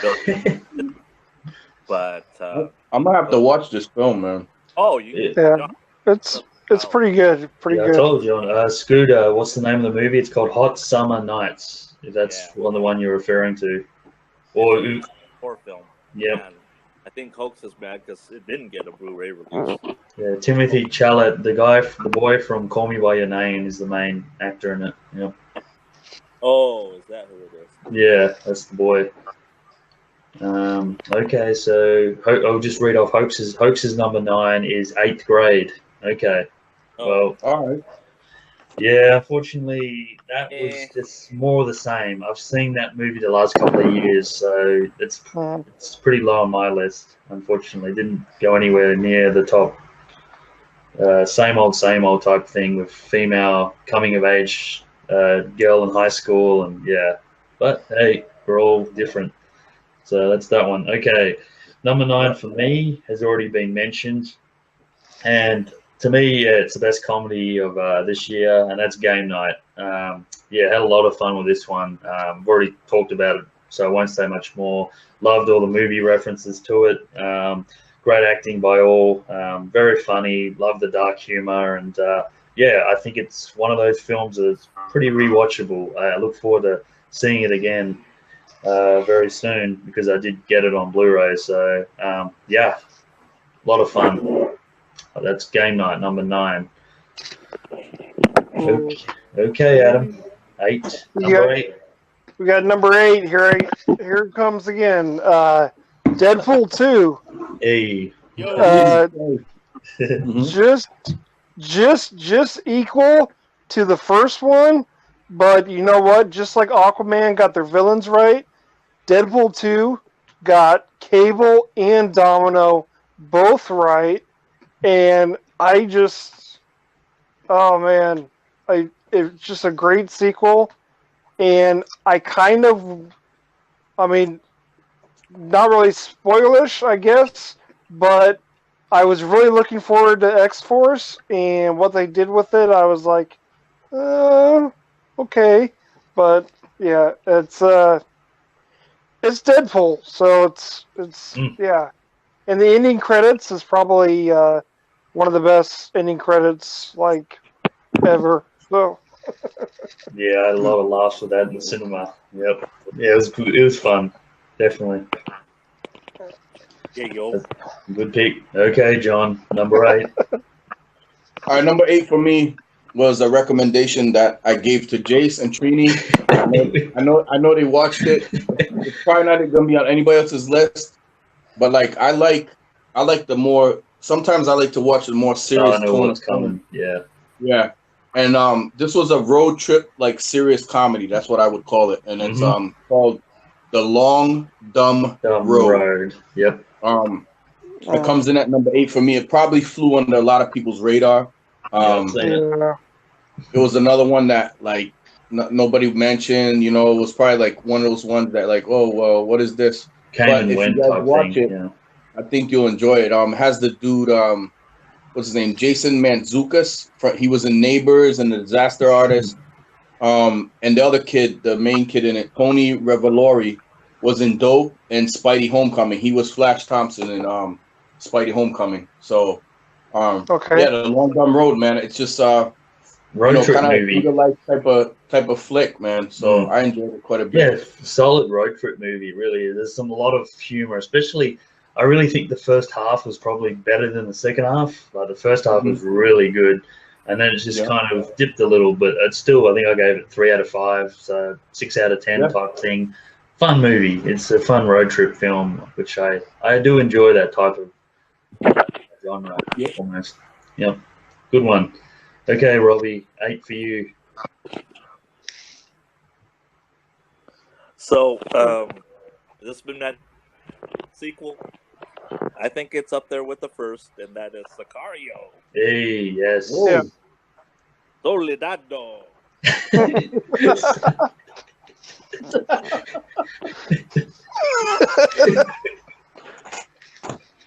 Oh shit. Yeah. No, I agree. As I said, it was in my top 22. It was better. You reckon it's better than the first? I wouldn't go that far, but I enjoyed it. I really like the first, but I would say equal. Okay. A good extent. Good extension of Benicio del Toro's character and Josh Brolin. That exactly. Nice. Really good. Definitely anyone. Okay, so I'll go to 8 for Hoax because he's playing along with us at the moment. Hot Summer Nights was his number 8. Okay, so that's interesting. So Robbie had it at 9, I had it at 11, and you have it at 8. So kind of similar. Right. We'll keep playing along, Hoax, because we're getting close to our top 5. Number 8 for me has already been mentioned, and that is The Equalizer 2.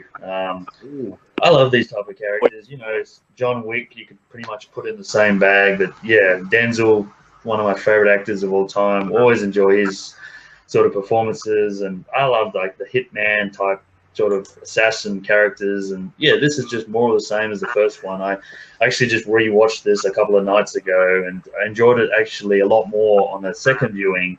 And I think it's just as good as the first. It really is. It's more of get more in detail about his background a little bit more, his sort of past compared to the first one. And some solid action scenes, a little bit of dark humor in there with Denzel being a Lyft driver. And yeah, really entertaining. So that's number 8, Equalizer. And for anybody saying that people after 40 or 50 can't do action, shut the fuck up, because Denzel. Look at Denzel. And so does Keanu, actually. So. Keanu and Denzel both over 50, man. So there you go. Yep. Okay, John. No, not John first. Adam first. Number 7. Yeah. Number 7's been mentioned before. Very popular this past spring, I believe. Spring, winter, late winter, and that is A Quiet Place. Okay. Yep. It's just a amazing little movie that came out of nowhere, and it was just like, yeah, it's pretty awesome. So, and I actually just bought the Steelbook today, and I'm a little late from Best Buy's for the 4K. So I'm looking forward to rewatching it on 4K. So, but Quiet Place. Yeah. Number 7. Okay, John. 7. All right. Number 7 for me. Ironic that Adam mentioned it right before I did. And it's Deadpool.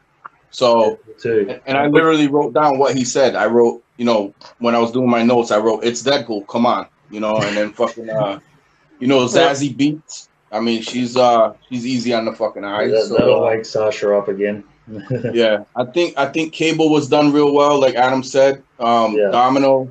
Some of the other characters, I wish there would have been a little bit more with them. A little bit more story with them. But I mean, it's not to say that they can't be in another Deadpool, going forward, like Deadpool 3 or whatever. So, but yeah, overall a fun movie. I had as much fun with it as I did the first one. So, definitely good. So, I agree with you. Okay, lucky 7, Robbie. All right, so this was mentioned by John, and I know Jace has it quite high because he's been amping it up, and that is You Were Never Here. Yes. what vigilante, revenge, love all that. Violent. You know, in the beginning, like, man, is this guy a bad guy? When he starts being a store clerk, but it's brutal, man. I love brutal movies. Yeah. And you know, such that kind of topic, you know, you only can root for him, you know. Yeah, disturbed type character. Yep. No, Joaquin is really good in that one, definitely. And as I said, I'll do my little spiel. It's coming. It's coming. Okay, so number 7 for me has already been mentioned by Robbie, and this one, as I said, a bit of a surprise because I thought it was just another B, C grade type film, and that is Den of Thieves. Really enjoyed this one a lot. A lot of people might be surprised so high, but I love the movie Heat. Heat's in my top 4 or 5 of all time, and this is very similar to that. Sort of good guys, bad guys, and you kind of get both sides of the coin. You know, you're seeing like the police and the detective, then you're also seeing the criminals as well, and their sort of reasoning behind why they're doing it. And it just was really engaging. It's just great. Kept you on edge the whole time. The pacing is really good as well. It didn't slow down at all. And sort of the twist ending, which I didn't really see coming, was good. I thought that was pretty interesting too, how they did that. So, yeah, really enjoyable film. I watched it on the stream and then bought it like maybe a week or so later because I'll definitely be rewatching this a couple of times over the next year. So, yeah, really good film. That's 7, Den of Thieves. And I'll just read Hoax's 7 because he's playing along. His was Assassination Nation. Okay. So that was his 7. Okay, Hoax. I haven't seen it. Okay. You didn't like it? I like me. Oh, okay. No, I'm just saying your comment now, Robbie. I get what you're saying. Yeah. Okay. I haven't seen that one, but it looked good. Actually looked pretty good. So, okay, Hoax, keep playing. 6. So we're nearly at top 5. Number 6, Adam. All right. Wes Anderson's Isle of Dogs. Oh. It first started off, and I was like, okay, is this going to be kind of, slow to follow and stuff? Exactly. But once it actually got started, I could see because I'm a cat person. I mean, I just got 2 new cats like about a month ago, but and I'm not really a dog person, but I liked how they got like characteristics of dogs. Like they get fleas, they'd cough, if they drop down food on the island, they would all go for the food and all that. And I mean, it's just like it's just a fun little independent animated stop motion type of movie. So I liked it. Isle of Dogs. So. Okay, Wes Anderson. Yep. Yep. Okay, John. Number 6. Before we get on to top 5. You want to talk about some like fucking hyper like sensualized violence? Then you're gonna love this fucking movie. You're gonna take a movie like Miss 45 or Savage Streets and fucking up it by like 1,000%. Female led film. I know Jace bought it. I bought it. And that is Revenge with Matilda Luck. French film. I give it 4 out of 5. The only problem I had with it is a few of the ways that she manages to stay alive after she got injured. A bit far-fetched. A little bit. Because anybody losing that amount of blood is gonna probably pass the fuck out. But I mean, like I said, the hyper sensualized violence and the gore effects were done really well, and just like, I mean, once you found out what was going on, you were rooting for her the whole way after that. So yeah, I love it. It's great cinematography, great eye candy, TNA just galore, and you're just like, dude, the cinematography was fucking like really, really done well, man. Really done well. No, it was solid, more than solid film. It's great. It just missed out for me on my top 20, but I did buy it recently, just after Christmas. It came in, so I'll definitely rewatch it, and it may just jump in with second viewing, because I do like those type of films as well. So, good number 6, Robbie. Your number 6. My number 6. It was mentioned. You explained it pretty well. It was just a modern, uses modern technology, and that is Searching. At first I was like, okay, where is this going? All right, she's missing, but maybe I'm one of the few. But I was thrown off. I couldn't predict how she became missing.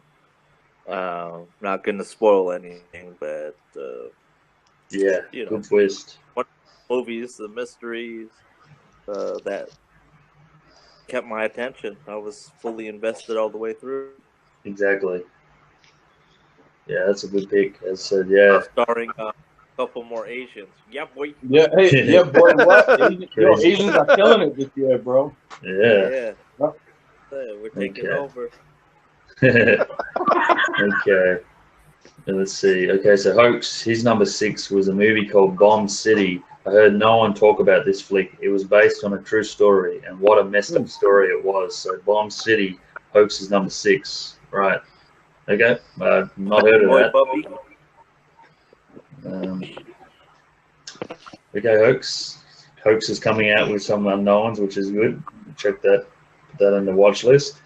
Okay, so number 6 for me, before we get into top 5 territory, a lot of hype around this film, and it sort of paid it for me anyway, and that is Creed 2. I really enjoy these sort of movies. Love the first one. Obviously, I really enjoy the Rocky series. Some of the movies are better than others, but this one really hits the nail on the head for me. I mean, it's not just about boxing. That's obviously a main part of it, but it's also got a story. And all the actors are really good in it. Stallone, of course, Michael B. Jordan and Tessa Thompson are really good. And you got Dolph Lundgren, who comes back as Ivan Drago, was great in his sort of role. And it's just one of those good sort of sports stories, sort of underdog.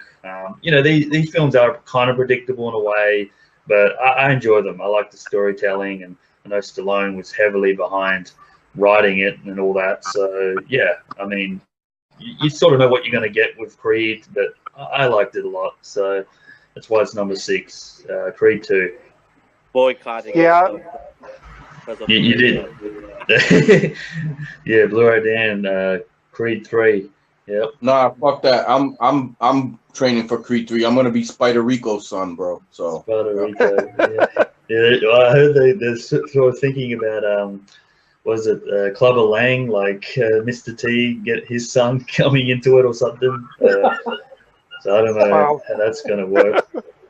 Yeah, then it gets too comical if they do start doing shit like that. Yeah, well, they can't keep doing the son thing, It sort of works with Ivan Drago because he was such a popular figure in Rocky 4. Storyline would be like with the MMA fighter and shit. Yeah, that could be interesting. Just something different anyway.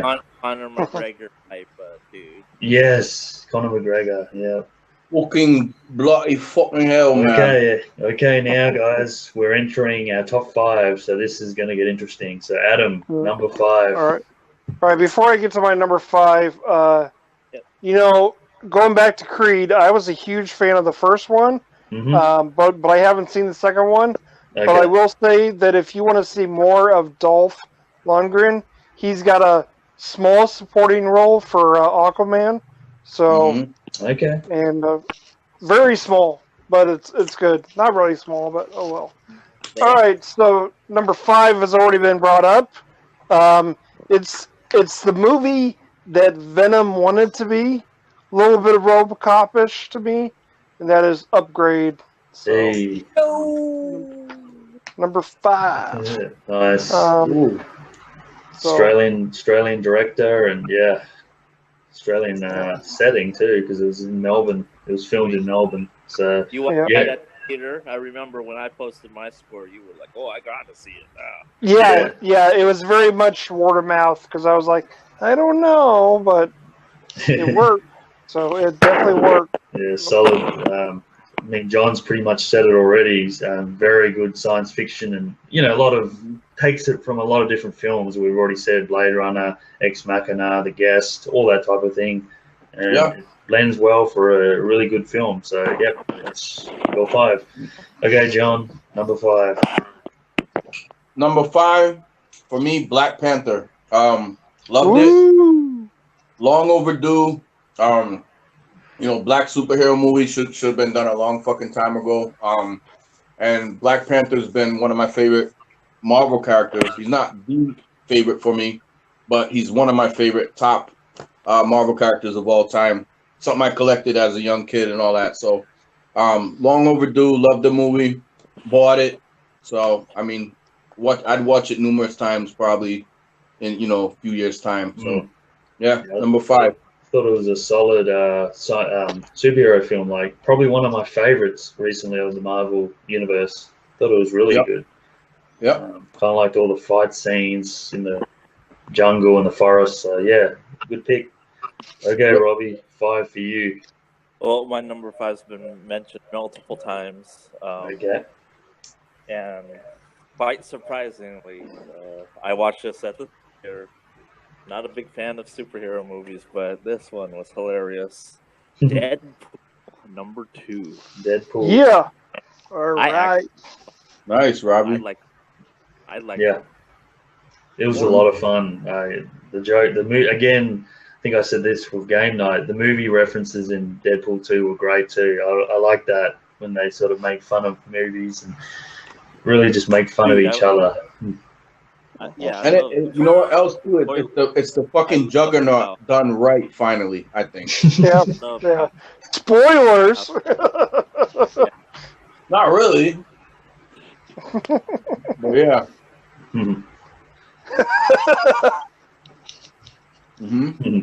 Okay, so Deadpool 2. I think everyone said that. I haven't said it, but. Yeah. Okay, Hoax, he's number 5, Under the Silver Lake, which, I have seen that one. That's the very trippy film with Andrew Garfield. I didn't really know what to think about that one. It was all right, but a little bit too crazy, kind of weird, and didn't really feel like it was going anywhere. So, but not bad. But I had a feeling you'd like it a lot, Hoax, because you do like those sort of films. And Leroy's back. Okay, number 5 for me has already been mentioned, and really enjoyed this one. I got it on 4K Blu-ray recently, and that is Black Klansman. Really got into it. Adam Driver was really good in it as well. I know Ricky, that's his favorite actor of all time.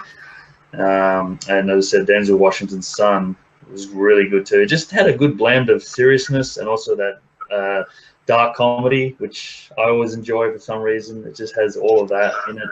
I mean, a lot of the themes in the movie very relevant to today, as we've already said, and just really a really good film. I can see me rewatching it again, and there was certain things about it which I thought could have done better. Like towards the ending, I thought was kind of rushed, but overall, it was good. So that's number 5, Black Klansman.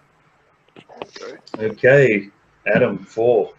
All right, number 4 is a movie that that when I saw the previews over and over again in theaters and stuff, I always got goosebumps and stuff like that. And I was like, I'm going to see that right when it comes out, and I'm probably going to end up, loving it. And that is already mentioned, A Star Is Born.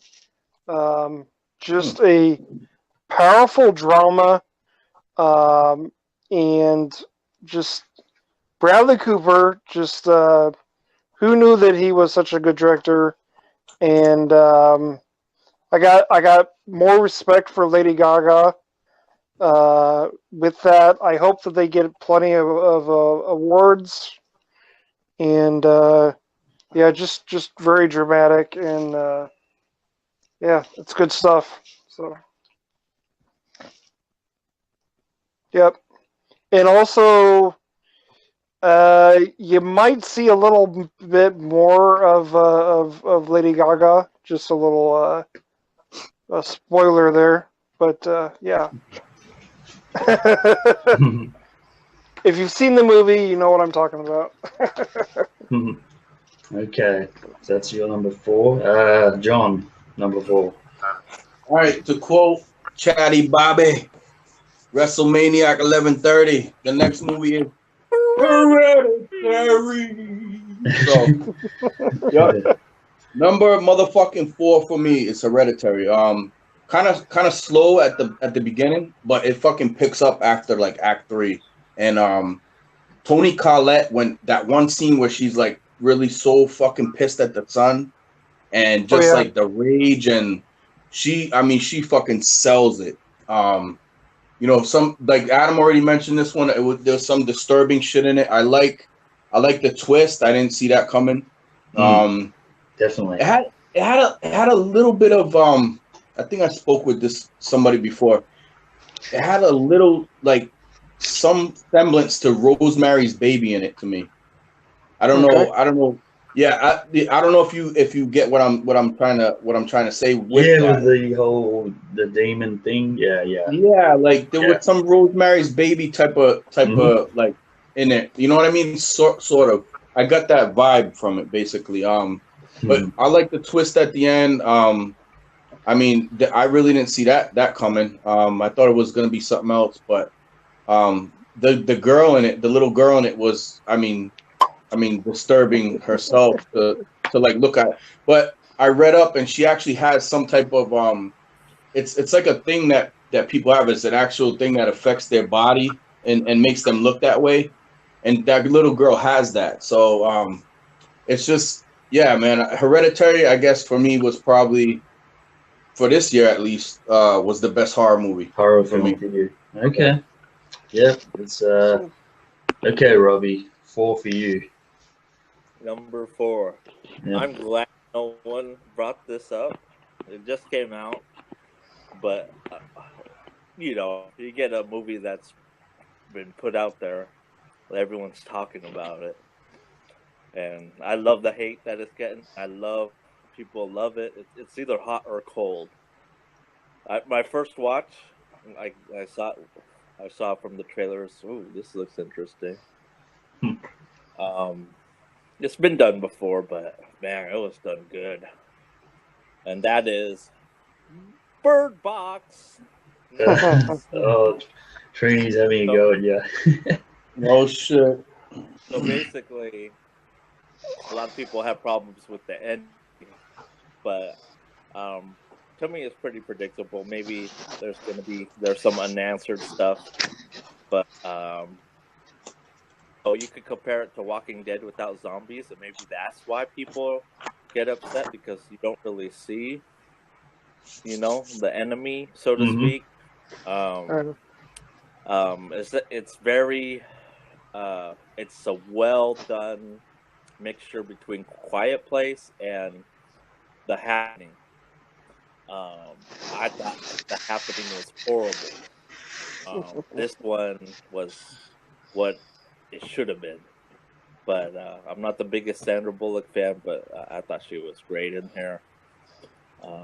But I saw this the second time with my family on Christmas Eve, and man, some people didn't like it, some people loved it, and that's just the way it goes. Yeah, that's the way it goes. But shoot, I just it was intense for me, man. Even though I thought John Malkovich did good, he's always plays that kind of same character, that dickish kind of character. John Malkovich.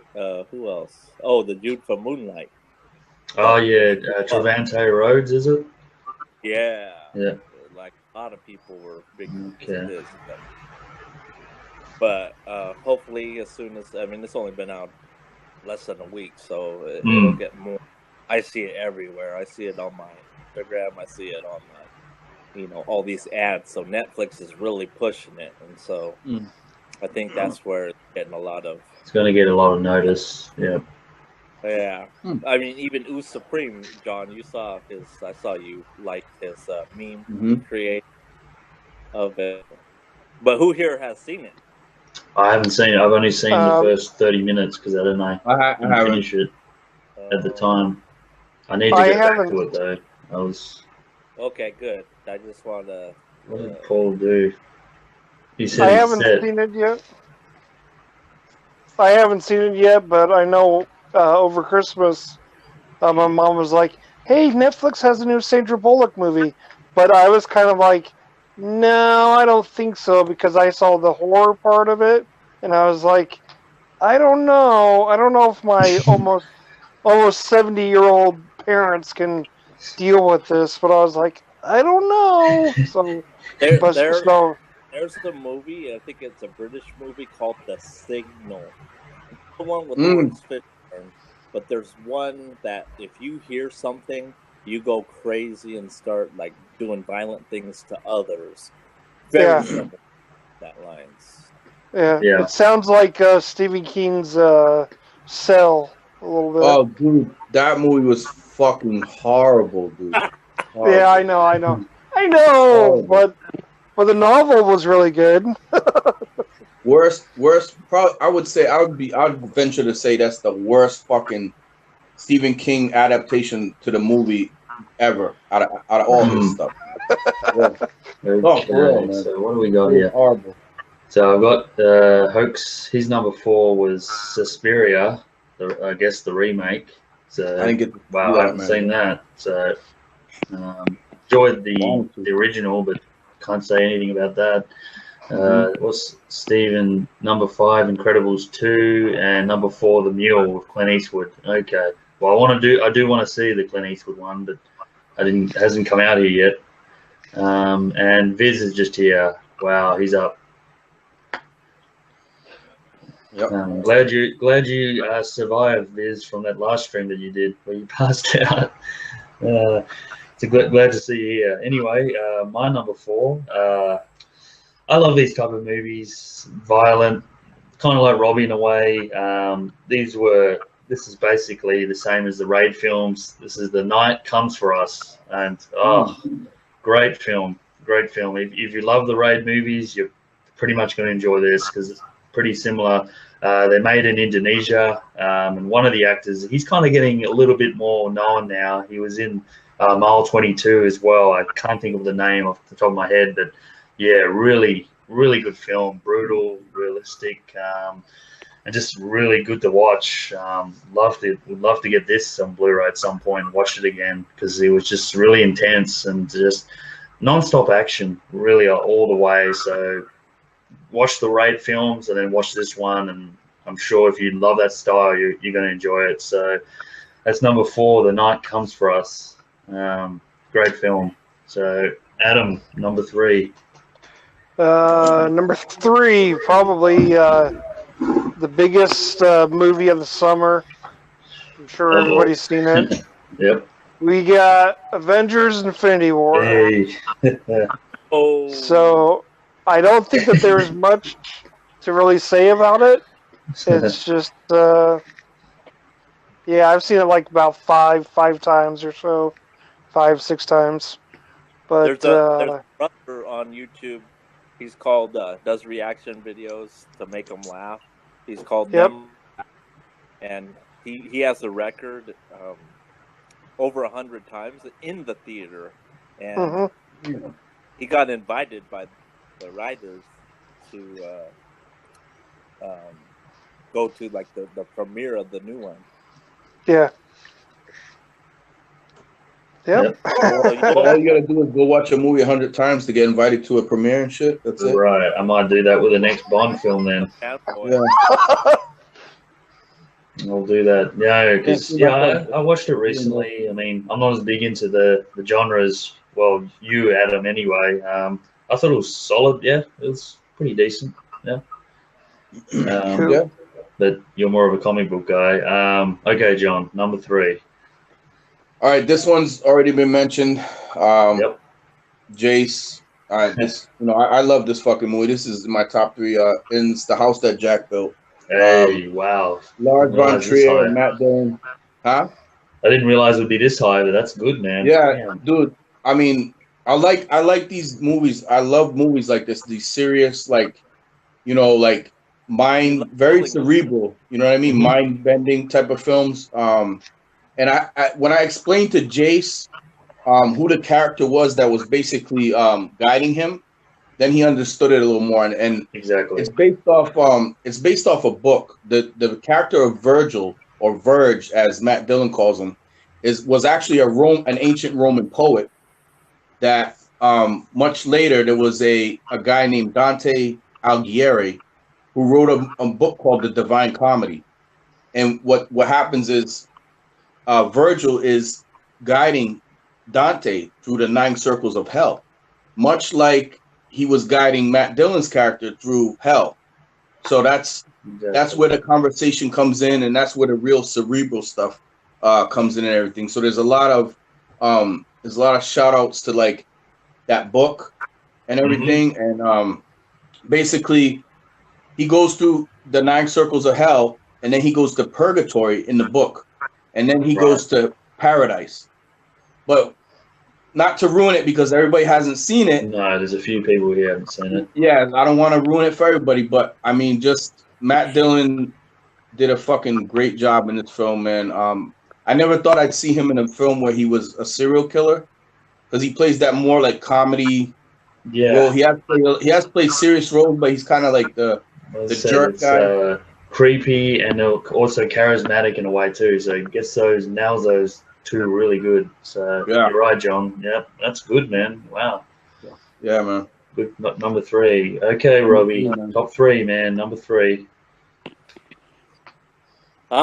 You just mentioned it, and that is The Night Comes for Us. Hey, yes. Ooh, wow. I'm putting it out there. Better action than The Raid.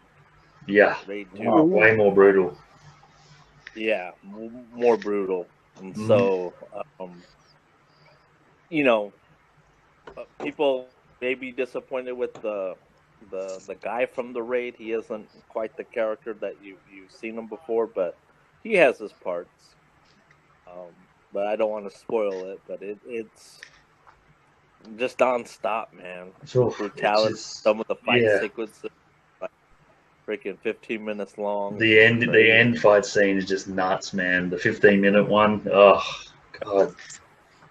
Just you guys really good. You know what's funny is that when it first came out, Dennis was the one just slamming it down our throats, like, "Oh, you got to see this! You got to see this." I kind of procrastinated for the longest time.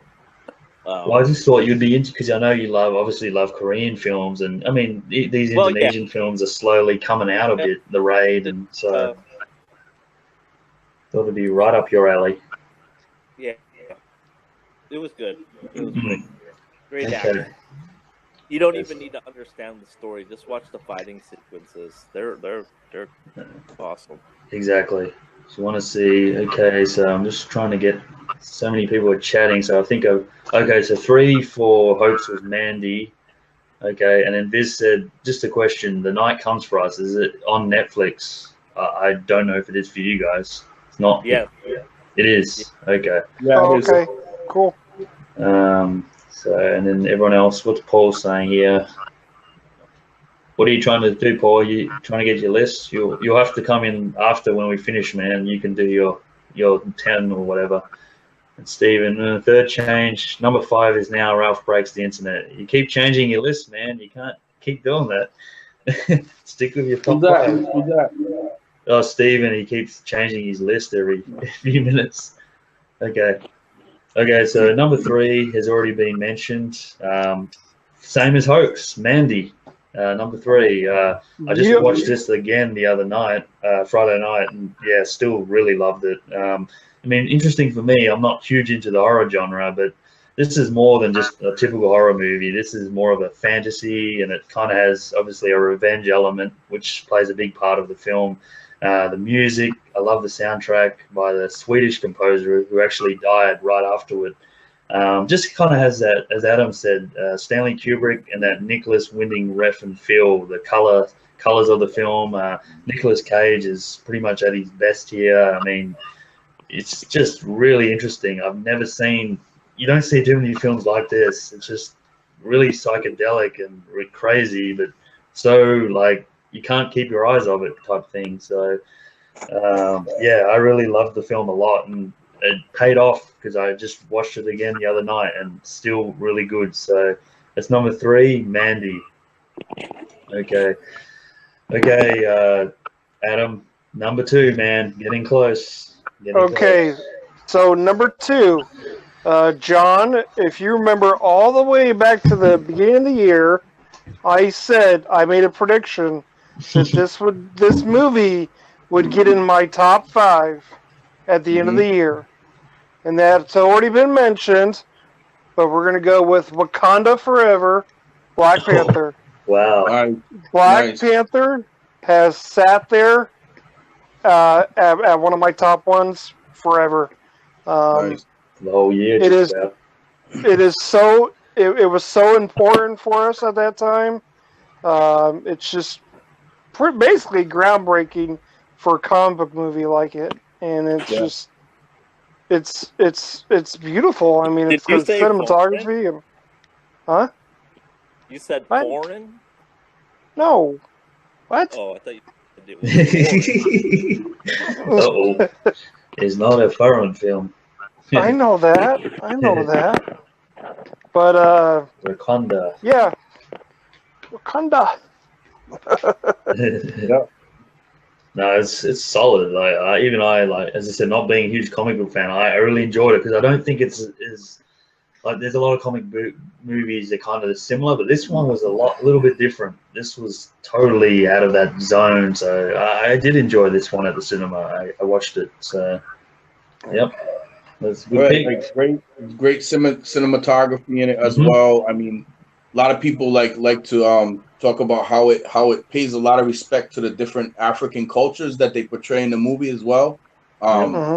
Just like and to get that many actors, from some of those backgrounds, man, it's just like it's a great thing. Like you've never seen anything like that before. You know what I mean? So it was groundbreaking, like Adam said. I agree with that. So yeah. Okay, John, getting close, man. Number 2. All right, number 2 for me, Jace. We almost had it at the same fucking thing, but it's number 2 for me, and that's Mandy. Yes. Yeah. Dude, it's like I wrote. This is what I wrote down. It's like a fucking acid trip without the acid. Exactly. Nicolas Cage, who's always crazy, he sells it well in this one. There's some Nicolas Cage movies you watch and it's like this dude does the same thing every movie, but no, you can see the rage and the real crazy, and like you feel his fucking pain in this movie, dude. You know what I'm saying? Like you really feel like what he's going through. When he's chained up, I mean, I think we've all seen it here. When he's chained up and he's watching what they're doing, like burning the wife. Wow. I mean, you can't even fathom like what goes through somebody's mind just watching that, dude. And I mean, like he portrays that just with his expressions and what it was really fucking good. I think Hoax might know. The director also did a movie called Beyond the Black Rainbow. Yeah, that's his first movie. This is his second. That's another trippy fucking film. Trippy. If you haven't seen it, Jace. His name is Panos Cosmatos. Great guy. Yep. Yeah. Yeah. No, as I said, when that sort of scene was happening, I was like, oh, I hope he gets these guys. So I was really wanting him to take revenge on these guys because I hated that sort of Jesus loving group, isn't it? They're kind of like a cult. I don't even know if it was Jesus that they loved. It some religion. They were all out of their minds, religious. And the bikers. Oh, the bikers, they were nuts, man. LSD, man. Yeah, they were. I told you, the whole movie was like the colors, like you said, Jace. It was just a long fucking LSD trip. And John, let's not forget Burt Reynolds' little appearance in the film, if you know what I mean. But is that confirmed? Because I don't know if we confirmed that. I did see it the other night, man. It is. It does look like him. Yeah. Oh man. I think Trini brought that up. That was. I looked out for him in that scene. It was. I'm pretty sure it was. Yeah. Oh, shit. All right, man. So that's my number two, number man. 2. Okay. Robbie, number 2 for you, man. Number 2, if you know me, it's a shocker. It was up there on top of my list for a while. Just couldn't budge. I wanted to move it down, but I don't know. I watched it in the theater, and it was just it again, I don't know why I say I'm not a superhero guy or a comic book guy, but I do watch them. And Avengers: Infinity War. Wow. Oh yeah. Wow, dude. I'm surprised, Robbie. I did not see that coming. Nah. The fuck you, Spider-Man, fuck you, Black Panther. I'm just like, what?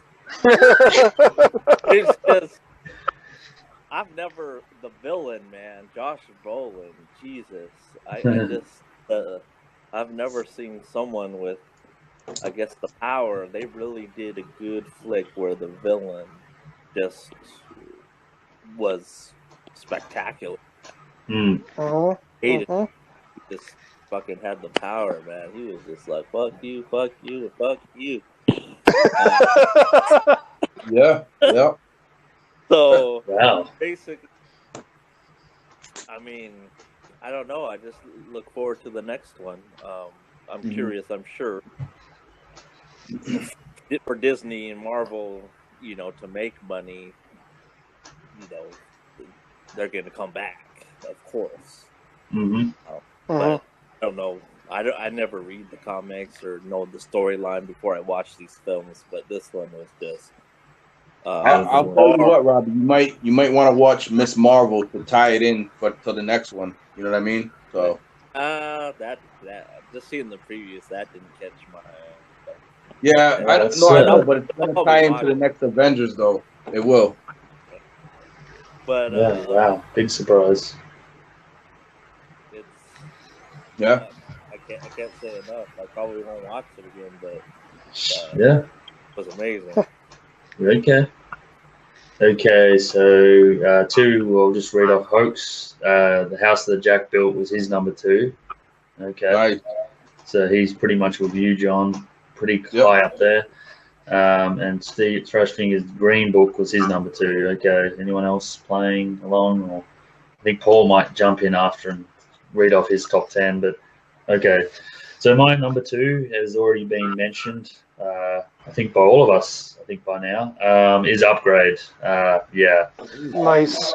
Really enjoyed it a lot.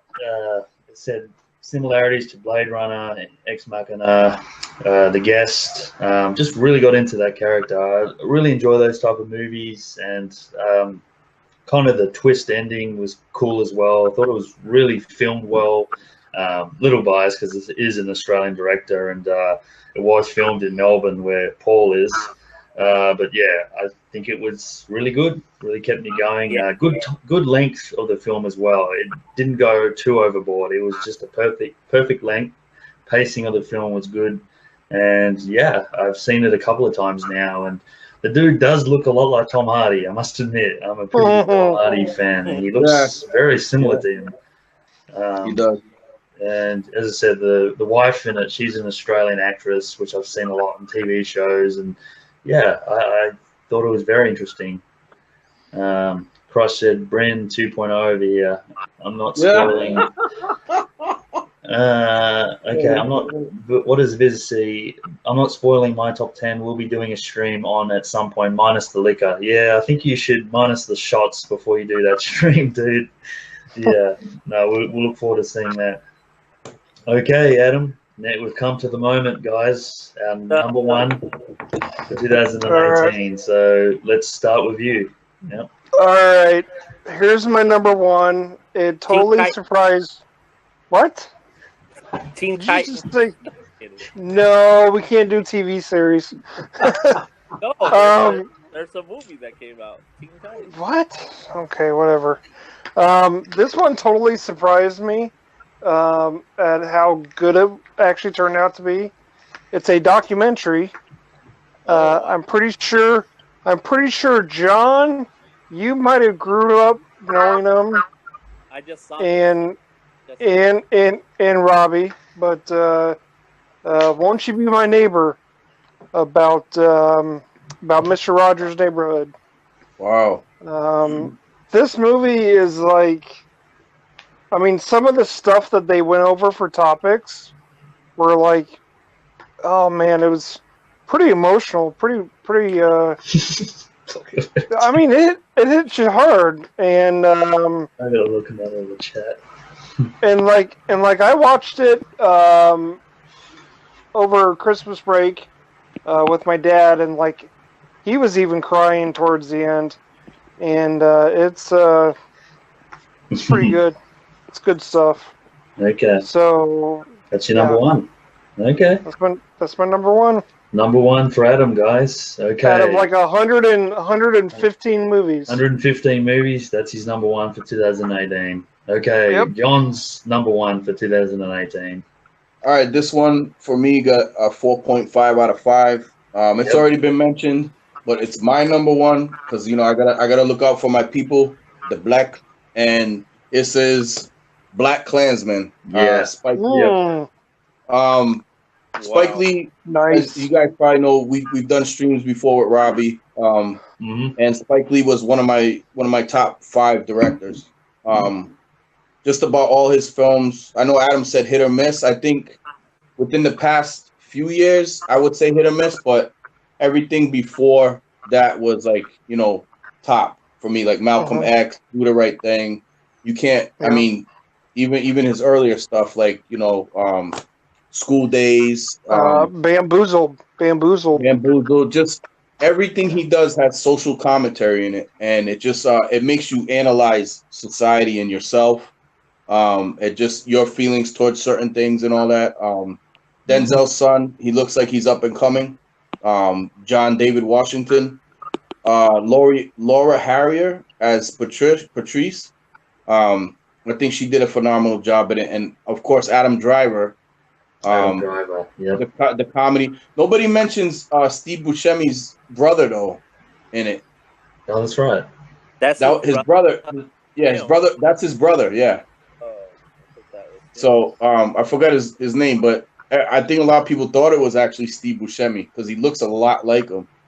But yeah, that was Steve Buscemi's brother, the other guy that played with Adam Driver and stuff. But yeah, I like the 70s. Had the music and just the social commentary. And I remember me and you, Jason, were talking with Trini about when the older gentleman starts talking about the history. Oh yeah, the beginning and stuff. Yeah, and then later on, that really fucks with people's heads. That really hit a nerve with some people. Yeah. So for me, that's number one. Black Klansman is number one for 2018. Okay, John. So out of pretty much all the movies you saw, Black Klansman number one. Good choice. Yeah. Okay, Robbie, what's your favorite of 2018? Well, that was number 2. Fuck you, Leroy. It's Upgrade. My number one. Nice. Damn, boy. Word to Bryn. Me and him watched it, I think, on the same day. We both were just, holy shit. It's like just some indie film that didn't even get publicized. Was I don't know, that scene where in the kitchen, man, that was fucking crazy.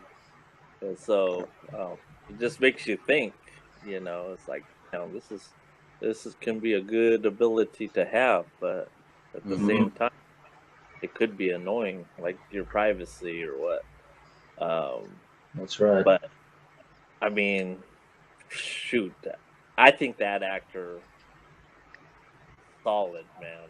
I mean, I can't believe. What's his name? Logan something Marshall. Logan Green Marshall. Yeah. Marshall or something like that, but I just think he Logan Marshall Green. Yeah. I think he played the part. People had a problem with the bad guy. I'm not going to spoil so much, but I thought it was decent.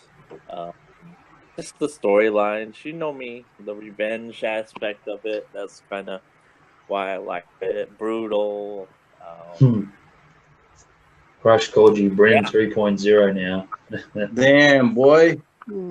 Well, I had that 4.5, and I seen it twice, That's my number one. Like I said, this Yeah, I've seen it twice now. Yep. Been like overall, I was not impressed with the films this year. You know, that was a great film, but it wasn't like wasn't like spectacular. Yeah. Yeah, Okay. nothing blew me away. I was quite pleasantly surprised by a lot of movies, but nothing brilliant. Like very disappointed in this year's movies. Yeah, it's been one of those years. Okay, so now, Robbie, have you seen Venom yet? I did. You did? Okay. That's why I even made this statement, is that he's a better Tom Hardy. Tom Hardy, like, to me, Tom Hardy's a little bit cardboard, one-dimensional, but this guy could play a Venom. Tom Hardy wasn't good in Venom, man. No. Yeah, because the kitchen, and I believe the living room scene in Venom. Oh, they were the same? They mimic each other. Oh, I did not know that. Wow. Yeah. I didn't even notice that. Yeah, I didn't like Venom that much. They kind of. I mean, he has the thing where he can't control because the symbiote takes over, and he's not controlling what he's doing. Oh, yeah. I thought you meant the actual kitchen was the same kitchen. No. It's just the it's just the scene. Same set. The fighting style. Venom is in my bottom half. Yeah, me too. Yeah. They didn't even bother watching it. I didn't even want to see it. Yeah. I didn't hate it, but it wasn't that great. I wasn't impressed. Let's just say that much. All right. I think Adam would probably, second my sentiment about why I didn't want to watch it. It has nothing to do with the fucking comic book at all, like whatsoever, dude. So, Yeah. Okay, so I'm just Hoax's number one was mid-90s, so that was his favorite. Yeah. All right. That's his number one, and I don't think anyone else is playing at the moment. So my number one, I think, was already mentioned. I think it was John, Robbie as well. You'll Never Really Hear. Yeah, I've already said it. Joaquin Phoenix is slowly becoming like one of my favorites. Well, one of my favorite sort of recent actors anyway, because a lot of my all-time favorites are slowly, going down just because they're getting older. But yeah, this has had a combination of like Taxi Driver, Drive, sort of very edgy, dark, disturbed character. We kind of figure more about him as the movie goes on. And yeah, it's sort of in the mind of him for the whole film. And it's just, I really like the style of it. She actually, the director, I think, who's a female, she's Scottish. She actually did a really good film called We Need to Talk About Kevin, which was another really good film that was made beforehand, and that was great. And this just as good as well. I've seen it a couple of times as like Mandy and a few of the others, and still up there as number one. I really thought it was great. Again, pacing was good. And yeah, my favorite of this year, but kind of like Robbie, this year again nothing was perfect for me. None of these movies were 5 stars. There was nothing really, really brilliant that could last for, the next, say, 10 years. I'm going to remember this. I don't know if any of these films will hold up, in the next maybe 5 years, but hey, right now it's my number one of this year. So that's that. That's the and Stephen, your number one, sister's brother. Okay. So I saw that. Just brother. About films that barely missed our list, like okay. Honorable mentions haven't been mentioned yet. Like before we get into that, guys, I wrote everybody's top 20 right out because I wanted to compare if we all had one at least film on all 4 lists, and the only one was Upgrade. Let us guess. What? Upgrade. What's Upgrade? Yeah, Upgrade. And that's number 2 for me. So yeah, Robbie had a good one. He had it at 2. Adam had it at 5, and I had it at number 12. Yep. Yeah. It's 4 for 4. That means it's a good one, people. Well, John, you haven't seen The Night Comes for Us, man. I got a feeling that's going to be in your list. You guys seen that? I mean, shoot. Yeah. I think me, you, and Robbie all had mid-90s. Adam didn't have mid-90s. We all as soon as it comes for three Mandys. Yep. Three Mandys. Yep. Mm-hmm. As soon as mid-90s comes for rental on Vudu, I'm gonna rent it. 3, the house that Jack built, right? There was 3 of us that had that. Yep. Robbie had that. I think three Black Klansmen. Yep. 3 Black Klansmen. Yep. Well, there was a couple of Equalizer. Me and Robbie had Equalizer. Yeah, me and Robbie had a lot of similar ones. Searching, Den of Thieves. Mm-hmm. Yeah, we had a lot of similar ones. Sicario 2. Deadpool 2. Yeah, I wasn't in that. I just missed out. I'll say that's in the 23 in my rankings. I just missed out. So if we ask the chat, if you guys been paying attention, playing along the whole time, whose list was your favorite? Exactly. Whose list was your favorite? I honestly like Robbie's quite a bit. To be honest with you. Well, Robbie and me had pretty similar, but yeah, he had a great list. I the only movies that I didn't watch that would have probably been on my list that I really wanted to see, failed to see it, is A Star Is Born, Overlord, and The Mule. I wanted to see that. I wanted to see Halloween, but I know a lot of you guys hated that. I actually liked it, but did you see the Clint Eastwood movie? Oh, The Mule. No, not The Mule. I haven't seen that. Okay. I usually wait till the last week that they're available because I love the theater. Who had Creed 2 ranked the best? I think that was me, Viz. I think I had Creed 2 the highest. We haven't seen it. Yeah, Jace had it at number 6. Yep. So, because Robbie and John haven't seen it, and Adam hasn't seen it. I was the only one that's seen Creed 2. Yeah. Yep. Okay. Wait. Okay, jump in, Paul, if you want in. Okay, Paul. If this is your moment, man. If you want to come in and read off your top 20. Yasich. Yasich. Viz, your list is my favorite then, just because of Creed 2. No, but Viz, I know you like Mandy, and I think The Night Comes For Us is your type of style, so an upgrade as well. Because from going on what you talk about in your streams, it seems we have pretty similar tastes. Okay, so yeah, and then obviously me and John had Cruise. Yep, we were the only ones with that. Yeah, I think I was the only one with First Reformed. Yeah. Which one? Did you have Summer Nights, Jason? Yours? Yeah, 11, number 11. Okay. Yeah. Yep. I was the only one with The Long Dumb Road. Adam had a few that he was the only one with. Well, Adam had the comic book movies, yeah. But he also had Mission Impossible. That's right. I didn't hear anyone say this movie. Ready Player One. Yeah, honorable mention. That was 24. Yeah, that's an honorable mention. 24 for me. Yep. I am shocked. Yep. I mean, that was that's honorable mention.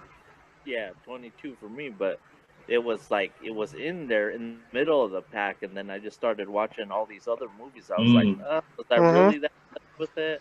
What happened to 12 Strong, Robbie? Because I thought you were big on that one. Did that slip?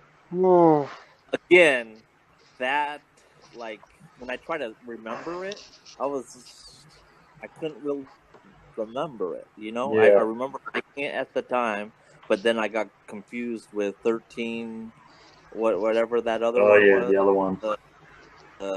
What was that one? 310, not 310 to Yuma. It was 13. 13, the Secret Soldiers, yeah. Yeah. Oh, yeah. And then, all those other war, I got them mixed. So I do remember it was a lot of horseback and Paul, Adam said Fallout. I did say Fallout. Is number 1? No, I think Paul's favorite is Fallout, but Adam did mention it. Yeah. Yeah. Adam was the only one. He's scared. He got cold feet. Yeah, I guess so. Viz said Annihilation. Anyone? Yes, John mentioned it. On I was the only one that mentioned that. Yeah. 30. So, let me see. Just fresh that I'm shocked that no one said other than Ready Player One. That was a surprise. Let's see.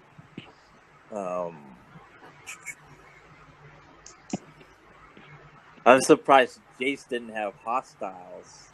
Well, that I sort of saw that. I've seen the movie, but I had it kind of like last year. But I guess you could put it this year. Oh, okay. Yeah. John, did you see White Boy Rick? No.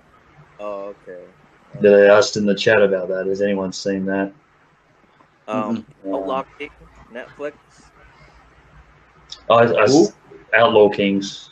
It's like a Braveheart type movie. Anyone see The Apostle? That wasn't bad. Dan Stevens, Netflix. Yeah, it was good. That was a good one. What's it called? The Apostle.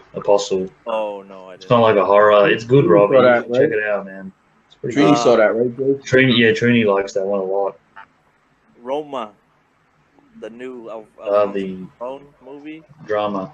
Yep. Yeah, like kind of like "Y tu mamá también" type deal. Right. Y tu mamá también. Well, it's all Hispanic. It's like what else? What other movie is like that? There's another one like "Y tu mamá también." Yeah. Black and white and Hispanic. Oh, shit. Il Sorpasso or something. Il Sorpasso, yeah. Tully was okay. That wasn't bad. How was Cargo, John, for you? I know you kind of like that one. It was probably my top 30, bro. Right. Okay. Yeah, top 30. Pretty much, top yeah. Even my top 30, we all mentioned them. Like as I said, Ready Player One just missed out. Deadpool 2 just missed out. Revenge just missed out. Mission Impossible Fallout. I mean, Halloween I actually enjoyed, so that just missed out. I did enjoy Halloween. I don't want to get into that, man. So. I know. Leroy, I will.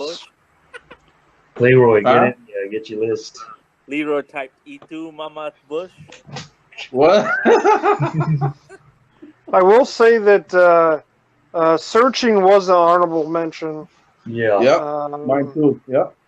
And I also like the action comedy Tag. Oh, like Tag. that one. I got that That's one a good too. one. Yep. I also kind of dug Ocean's 8 too. I like the female approach to that. And, Viz, John's put in his list. He had Aquaman in his list. Yep. Yeah. Which one? No, Aquaman. Viz said, I guess nobody's seen Aquaman. Yeah, John mentioned it. It was in his list. Yeah. Me and I Adam got had it too. Yep. Let's talk about the worst, like bottom 5. Bottom 5. Oh my goodness. Oh man. Okay. 5. I'll start that. Bottom 5. You ready? Start. Go straight Starting out. from the bottom. Knock it all out. Let's see this. Knock your Let's see bottom this. out. Death Wish. Shit.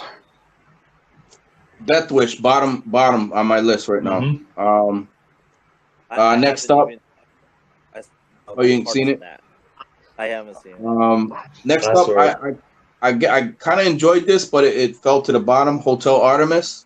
Yeah, I was big on that. Yeah. Next up was Halloween 2018. Oh, I know people are fucking well. Hey, I'll pick that fucking movie apart. Like, and I'll tell you why. You know, John, I know Paul doesn't like it. Let me see. Wildling. That was a Netflix movie. Okay. And this other movie I saw on Netflix called Big Legend about Bigfoot and shit. Yeah. Okay, that's your bottom 5. Okay, here's my bottom 5. Okay. We're pretty close. The worst movie is Slender Man. That's my second worst. I hated Bad Samaritan. I freaking hated that shit. Yeah. The sequel to Unfriended, Dark Web. Dark Web. Like I really liked the first one, but this one was like, it fucking sucked. And then we got, sorry, I just dropped the F-bomb there. That's all right. A Wrinkle in Time. Oh my goodness. Oh, Oh, and then let's just throw in the Happy Time Murders. I don't know. Oh, shit. I have That shit. so here. I mean, to know that was directed by Brian Henson, who did all of the Muppet Christmas and all that, Muppet Treasure Island, and you're like, you do this? I mean, you do something like Crank Yankers, but you do it like modern day, and it's like, oh my god, really? It's dumb. So I mean, if you want to see Muppets basically having sex until they jizz silly string, I mean, go ahead. I don't care. Well, that's been done already. The movie, it's a little movie called Meet the Feebles and shit. So. Oh, okay. Yeah. That was your. I bet Okay, Robbie, go ahead. Okay, so I'm the only person that watched this movie. Go on. You know it's bad. I knew it was gonna be bad, but I had to, shout out to the wet one. An hour to kill. Oh my god. You know his buddy Johnny, the dude with ponytail. Yeah. Dude, he cannot act, man. He needs to give that up. But I'm not even saying that movie and Gabe were like Uno Meow was in there. He was terrible. Good, Gabriel. Gabe and shit. Brendan, they were just the normal selves. They're normal, awkward selves that you're used to. Like, it sounded like they had free reign on their lines. Because, he's like saying, and all that,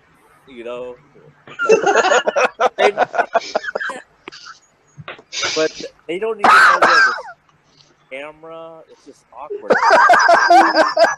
How do people fund this? Like, I know my buddy Aaron, what's the name? Aaron Carter or whatever. I like it, but dude, how do you get money for films? They're so fucking bad. David. And then, second worst, I just watched and I forced myself. I said, okay, I need to not turn things off just because it doesn't interest me. I need to finish it through. That was Slender Man. That was brutal to get through. It was bad. Adam would agree. And then I saw Viz mention this. I looked first to Cloverfield. This Cloverfield paradox. Oh my god. I don't even know why they made that. That was just weird. I couldn't. It's like Netflix. I mean, they're more worse than good. Honestly, some of the original movies really hit, like Bird Box, but this one was. Oh man, I don't get it. Another Netflix original with Joel Edgerton, The Titan. That dude, I don't know, man. That movie was ass. What was it? The Titan. Look it up. Oh, the alien shit and all that. Yeah. And then Happy Time Murders I had there. Just I knew I wasn't gonna like it. I don't know why I watched it. Hurricane.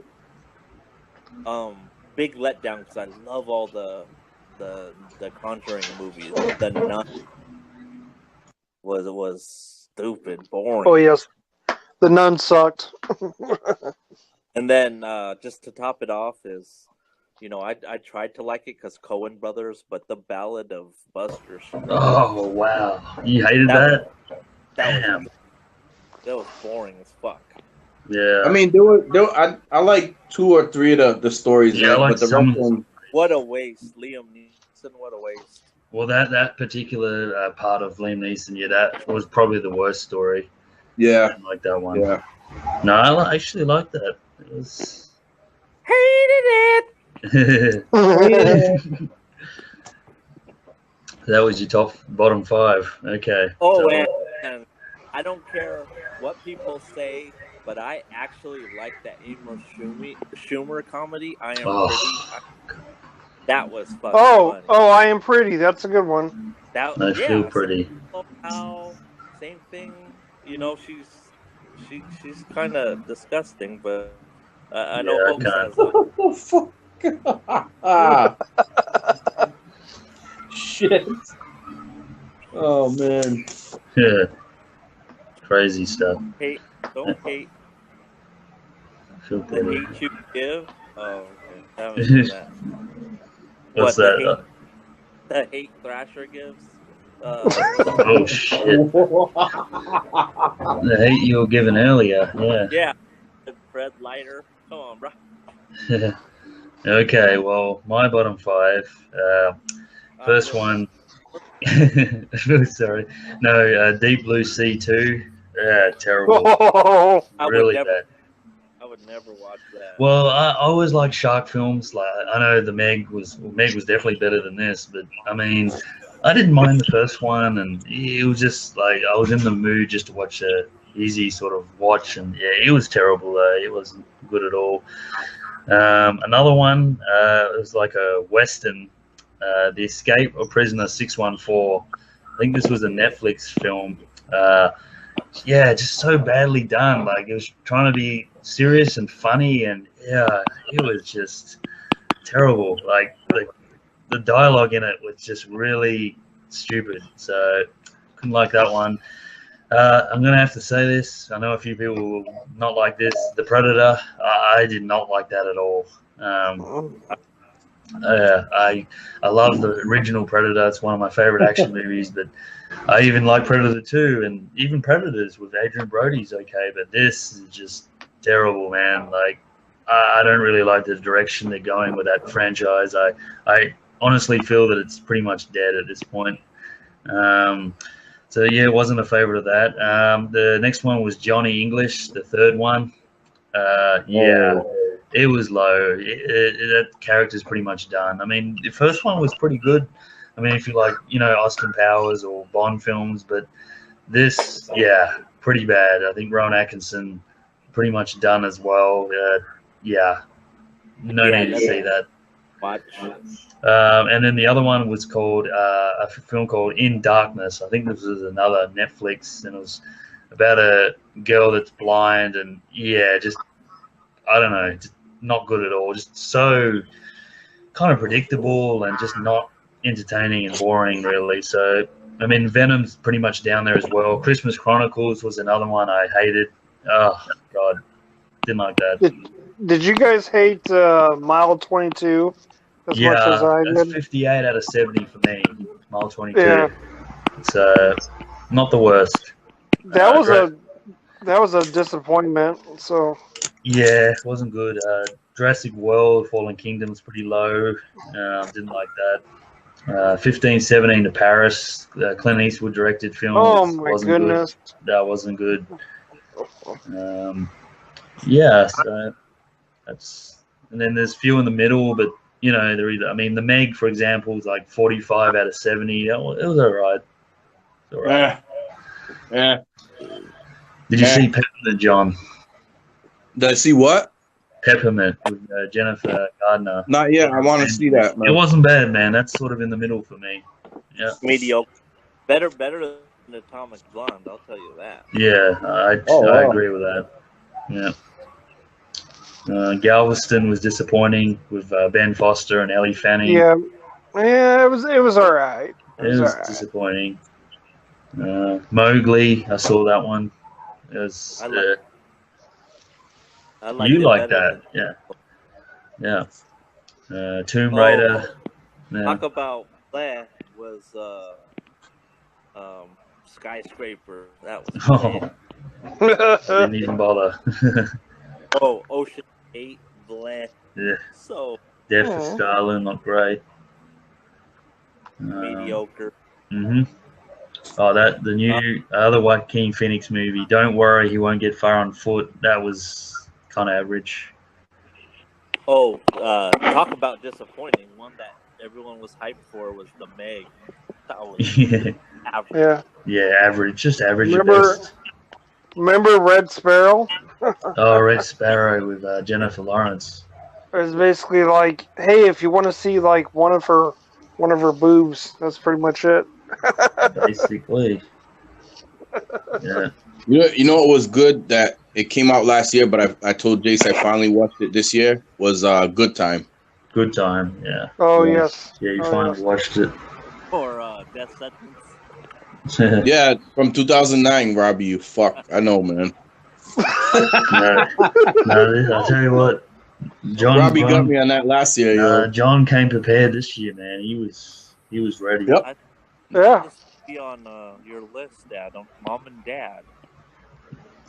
Ooh. Well, it would have been, but I think I counted that as 2017. 2017. Yeah. Okay. When it comes to my 115 movies or so, I was very particular on if it was released at all. I mean, I didn't count festivals, but if it was released in 2017, I was not including it whatsoever. So I was very particular on the titles. So, Here, so, hey, I'm just gonna. I watched 87 films, right? Mm-hmm.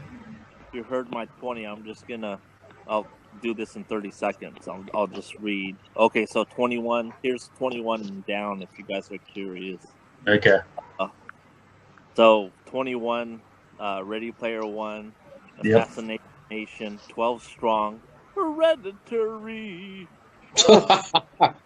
Annihilate, Bad Times at the El Royale, Marrowbone. That's Marrowbone. yeah. You guys need to see that. Yeah. Okay. Okay, this is what Ricky recommended. What Keeps You Alive? I saw that after he recommended that. That's right. Ricky said, yeah. Yeah.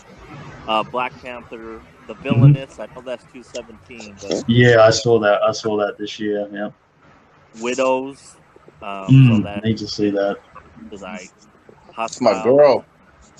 Yeah. Viola Davis. Yep, my girl. Mission Impossible Fallout, Roma, Black Klansman, White Boy Rick, Summer of '84, Mandy, The Commuter. So The Commuter. That Liam Neeson. I've seen it. Yeah. Red Sparrow, that's a good one. Bad Samaritan, Won't You Be My Neighbor, Outlaw King, Woohoo! Thoroughbred, Game Night, I Feel Pretty. Yeah, fuck you, hoax. I feel pretty. I feel pretty. Tag, Operation Red Sea, Mom and Dad, Christopher Robin, The Darkest Minds. That wasn't as bad as what people portrayed that to be. The Predator, Revenge. Sorry it was so low, but man, that impalement. You should. Yeah, that's the problem I had, Robbie. That was the only problem I had. Solo. Solo. That's right. Ant-Man vs. the Wasp, Night School, The Endless, Christmas Chronicles, Lost World Jurassic Park. Yeah. Whatever that's called. Fallen Kingdom. Yeah. Yeah. Unrememberable. Blockers, The First Purge, Kickboxer Vengeance, Retaliation. That was all right. Better than I thought it would be. Okay. Traffic with Omar Epps, Paul Patton. Yummy. Peppermint. Korean film called The Believer. Roxanne, Netflix exclusive. Bell. Oh yeah, yo, yeah, that was good, Hoarder. Yep. Forgot to put that on your list, huh? No, I forgot it came out in 2018, bro. Yeah, so you forgot that was not on your 2018 list. Nope. The Meg, Venom, Hotel Artemis, 8th Grade, The Strangers Pray at Night, Unsane, Ocean 8, Skyscraper, Adrift, He's Out There, The Ballad of Buster Scruggs, Breaking In, Rampage, The Nun, Hurricane Heist, Happy Time Murders, The Titan, Cloverfield Paradox, Slenderman, An Hour to Kill. Boom, boom, boom. It's all over. So, and all Mhm. that. I see you next year. John, Yeah. you only went to 36, so why don't you? Oh my goodness. All right, I'll go. Yeah, you might as well. 21 for me would have been Avengers: Infinity War. 22 was Summer of '84. 23 was Ready Player One. 24, Bad Times at the El Royale. 25, Searching. 26, Sorry to Bother You. 27, Ant-Man and the Wasp. 28, Bloodfest. Nobody mentioned that one. 29, Tag. 30 was a movie nobody mentioned either. It was called Lost Fair. F-A-R-E, Lost Fair. 30, what I say, 30? 31 was Fahrenheit 451 with Mike, Michael B. Douglas. Yep, Michael B. Douglas, yeah. Michael B. Douglas. Fucking guy. Okay. Okay, Robbie. I'm getting like Jason wearing shit. Yeah. All right. Anyway, 32 was Big Legend. 33, The Wildling. 34 was Halloween 2018. Yep. 35, Hotel Artemis, and 36 was Death Wish with what's his name? Bruce Willis. Bruce Willis. Yep. Yep. Yeah, Scooter said his top 4 was Mission Impossible, Fallout, Deadpool 2, Avengers, Infinity War, and Hold the Dark. Okay. Wow. Yeah. Hold the Dark. I'm surprised that was a good one, man. You had it up there. Yeah. So you guys, How old are you, Soldier? He's young, from man. Estonia, isn't it? Yeah. Oh, he's young. I don't know how old he is, but I know he's from Estonia. Oh, okay. Yeah, no do you guys even want to know the rest of the ones I've seen? Holy shit. Yeah, there might be movies that we don't know about. Might as well. Well, You might as well. no particular order, pretty much. But I did see the Favorite tonight too. Oh yeah, it Emma was all right. Stone. Yeah. It was all right. Okay, so here we go. No particular order. All right, so we got Sicario 2, The Apostle, The Commuter, Suicide Squad, Hell to Pay. Actually, a lot better than the movie. Thule, Demon House, Blockers, I Feel Pretty. Yeah, boy.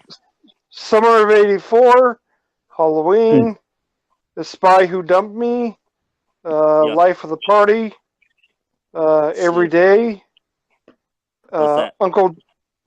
Every Day is the one where there's one person that she wakes up at like 5 a.m. every single morning, and she's in another body, and she falls in love with this person, and they have to find each other eventually.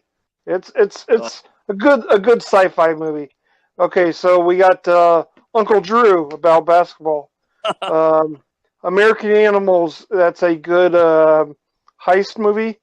Venom, of course. Solo, Star Wars story. The Meg, Adrift. Juliet Naked, that wasn't too bad. She never appears naked, so. Damn it. Insidious, The Last Key. Den of Thieves. Game Night. Sorry to bother you. Insidious came out this year? Wow, forgot about that. Delirium. That's a movie with Topher Grace. Unsane, that one that's made on an iPhone. A Futile and Stupid Gesture. Fallen Kingdom. You Were Never Here, Really Here. I give that about a solid, maybe 7.5 out of 8 for 10. So, yeah. Death Wish. Book Club. Yes, I know. I saw Book Club. Yeah. Love, Simon. Whatever. Club.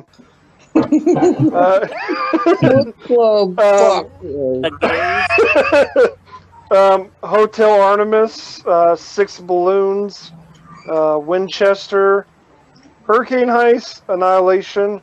Skyscraper. 14 Cameras. Bloodfest. Paddington 2. Tomb Raider.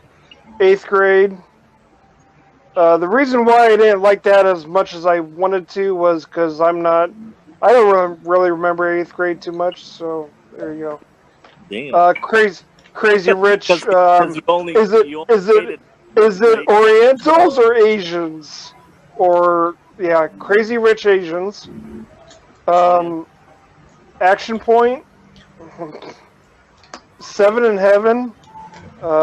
Deadly Crush. First Match. Irreplaceable You. 12 Strong. Midnight Sun. Tales from the Hood 2.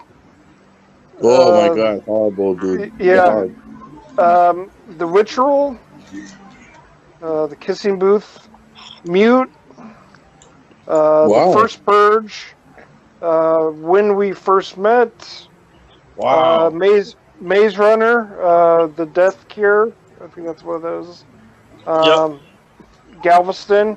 Breaking In, The Package. Proud Mary. Cloverfield Paradox.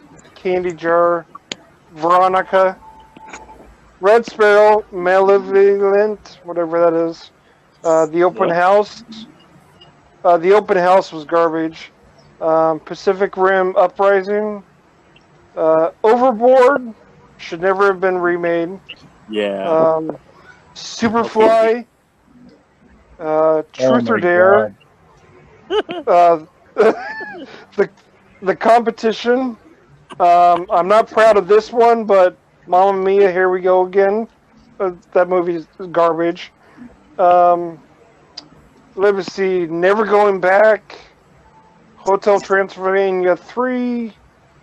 Cam. Mile 22. Roma. The problem with Roma is that it was beautifully shot. The production value is very good for design, but the story is kind of like kind of a snore fest to me. Ken, the one with the kid gets the alien weapon, and I don't know. I got a whole bunch that I'm watching right now, but that's about it. Wow. Yeah. That's quite a list. Yeah, that's a lot. I'm going to do something like CP and do like my top 100. Yeah, you know? he's doing Okay. stuff. So, CP? how about what are some films that you wanted to see but we haven't yet? Wanted to see? Yes. Well, as I said, the Mule was one. I want to see Bohemian Rhapsody. I didn't get to see that. Oh, Yeah. Creed 2. Yeah. The Mule I was wouldn't one. mind seeing Wreck-It Ralph. I Yeah. wouldn't mind seeing that. Eventually. I definitely want to see Widows. Yeah. Oh, Overlord. Bumblebee, maybe. I'm interested. The rest of them, so might as well. Yeah. Aquaman, I haven't seen yet. Yeah. Green, are you still there? You said you wanted to join. If you want to join and read off your list, man, you can come in. Yeah, anyone who wants to come in now Yeah, Brennan. feels brave. Brennan, if you want to come in, this is it. Yeah, guys, the rest of you, if you want to come in and say your list, do it now. The top 20 stream is over. Now we're just shooting the shit. Yeah, it's all over now. So, Bren, Paul, Yasich, come in. Hey, how was Vegas, bruh? Oh, Vegas was all right. I lost like $150, but I that 1 minute. That's how much Robbie wins in like 2 minutes. Yeah, or that's how much I bet. Exactly. Bruh. But yeah, you can see all my pictures on Instagram, and except for John. John, what is up with you? Did you unfriend me? Yeah, man, you bought fucking 3 fucking copies of Apocalypto and never sent me one, you bastard. No, I was gonna send you one for free, but you said no. I don't want it. I had it ready to be shipped. I was just saying, it's just a long running joke, Adam. We just fucking with you about that. But like, at one point, I was really a little bit bumped in the feelings because I was like, this motherfucker got another one. What the fuck, man? If I find the fourth one wherever for under $10, I'm gonna buy it. I'm gonna buy a fucking fourth one. Just and I don't know. I guess they don't like that movie where you're from, bro, because you keep fucking finding them and shit. This fucking guy, yo. He's unfriended. Okay. Unfriended part 3 over Apocalypse and shit. Okay, Trini. Here's your moment, man. Time to get in. You said you want to join. All right, let's go. Okay, Trini, Bren, you guys say you want to join. Get in. Get your list. Asian. Somebody said you bumped into cool dude in Vegas, Adam. What? No. Movie Out and About Part 2. Oh shit. Out and About Part 1 with Gabe and Wet Movie 1. Oh man. Yeah, but there's in Vegas. I don't know if you've been there recently or have heard of it, but they got showgirls that walk around on the streets, and they're all like they take pictures for tips, and there were some that were just like the ones on Instagram, the two that I put on there, they were the most clothed. I mean, there was somewhere it was just like pasties, and it's just like they're just hanging out, and it's like 60 degrees outside, and it's like, holy cow. Yeah. Yeah, Robbie mentioned that, Stephen. Alpha is another good movie. Yeah, he mentioned that. Hello. Bren, got your list? Huh? Say your list and get the fuck out. we already know what's number one and shit. So you just magically appeared on my hit list. Hey, we got the same number one, brother. Yeah, my number one. Oh, do you want me to say from bottom to top? Yeah, go from bottom to top, dude. Yep. Okay. Okay. Well, my letterbox on my phone is acting up, so let me get my laptop real quick. Okay, man. Yep, and then you can read off your top 20. Sounds good. Who was it was it Pat? It was someone who we did a list and he was just doing it off the fly. That was Pat. That was when we did that music one, man. Yeah. was Adam there with us for that one? Hey, Trini. I think I was. Yeah. No. Only me, you, and John. Man. Flat.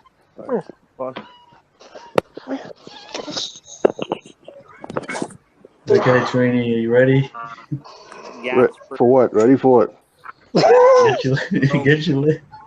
I ain't got no list, man. Are you ready, player one? I ain't got no list, though. Oak Ridge Boys. Yeah, there it is. Viz remembers. Viz remembers that shit, yo. Yeah. All right. Okay, Bryn. Go ahead. Wait, what the fuck? Dude, Letterboxd, I swear to God, I love Letterboxd, but it's just been acting up so much lately. Adam, is that you? There's little kids in the background? Oh. Nah, that's Jason's kids. That'd be mine. That'd be the neighbors. Nope. Yeah. Jace, tell your kids shut the fuck up, man. Damn it. No, I've put Devil Turmeric. Hey, John, Devil Turmeric can go over there and tell them off. I'm about to get fucking Devil Turmeric up in here, dude. You know what I'm saying? Almost ready. Oh, dude, it says Letterboxd is down right now. Oh, really? Mine's not. There's a still the Gremlins. Yeah, I see the Gremlins screen. Yeah. Hang on, Bryn. I'm on it. Fuck. No, I'm in Letterboxd. I'm in Letterboxd now. It's working. It's working, Bryn.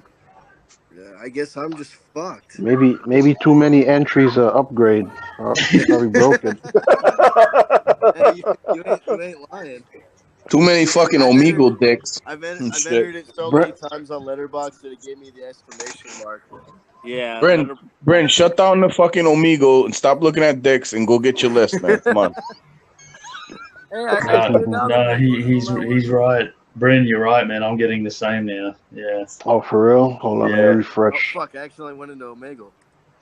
Oh yeah, yeah. Somebody Okay, well, broke let me it, just see man. if I can do it from memory. Okay, or one of you guys can go to my list if you're still on there, and then you can. No, it doesn't work. I'm trying to get to your list, but it's not working, man. It's Paul.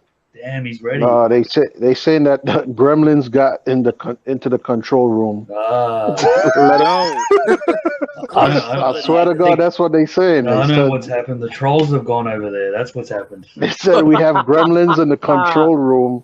Letterbox is down due to an unscheduled technical outage. We'll be Well, back Bryn, soon. Yeah, Bryn, man. you've entered that upgrade so many times. You've been Jack downgraded. attacks. Man, Well, Paul, do you have your list ready? he broke. I do, but I'm not gonna. I'm gonna. Ah, come on, man. You have to. Dude, it can't be as worse as mine. Man, No, it's just, not. you don't have to talk about them, Paul. Just read them off, man. It's all good. Yeah, but it's not kind of final. I've got to. There's a Mine wasn't final. Nothing's official. This is not official. Top 20, Jay, man. Oh, Jay, hey, Robbie. Jay, see if you can get Jack in here. Jack's in the chat. Yeah, I know. I see him. I'm out. Come on, man. Just read off the list, Paul. All right. That's- I won't be selfish. All right. All right. From What's- number 1 up, or are we going number 20 from to 20 down? to 1, Paul. 20 to 1. Yep. All right. I'm just going to read them out. Okay. Whatever. Here it goes. What's his email? Number 20, we have Widows. Yep. Number 19, we have Black Panther. Mm-hmm. Number 18, we have Deadpool 2. Woo! Number 17, we have Ant-Man and the Wasp. Okay. Woo! Number 16, we have The Old Man and the Gun. Right. The old man in the cum. Never heard of it. That's with Oh, Robert it's the new, Redford. Robert Redford film. Yeah. Oh wow, that sounds like a porn, man. The old man in the cum. What the fuck, yo? Number Nice. 15, Isle of Dogs. Yep. Yeah. Mentioned. Number 14, this one I was kind of iffy about, but it was good. I liked it. Ready Player One. Yay. Ready Play One. Number 13, this surprised me, man. Searching. Yep. Yeah. We talked about that one. Yeah, Yep. great film, man. Number 12, we have Sicario. Yep. Skedaddles. Soledado. Skedaddles. Hey, man. Jack- Somebody say skedaddle or what? Number 11, this surprised me as well. Cheers for the recommendations, Trini, and the and WrestleManiac. Den of Thieves. Yes. Oh yeah, Yep. it was good, man. It was reminding me of Heat, and it was great. Like Yep. a long crime story. Yeah, awesome. Number 10, we have the Avengers: Infinity War. Yes.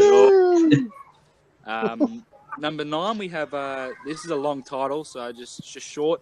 The Guernsey Pure Pie Society. Now I'll go into it a little bit. It's about this island in the Stars UK. Lily James, right? Yeah, that's correct. Yes. The fuck? Yeah, probably not.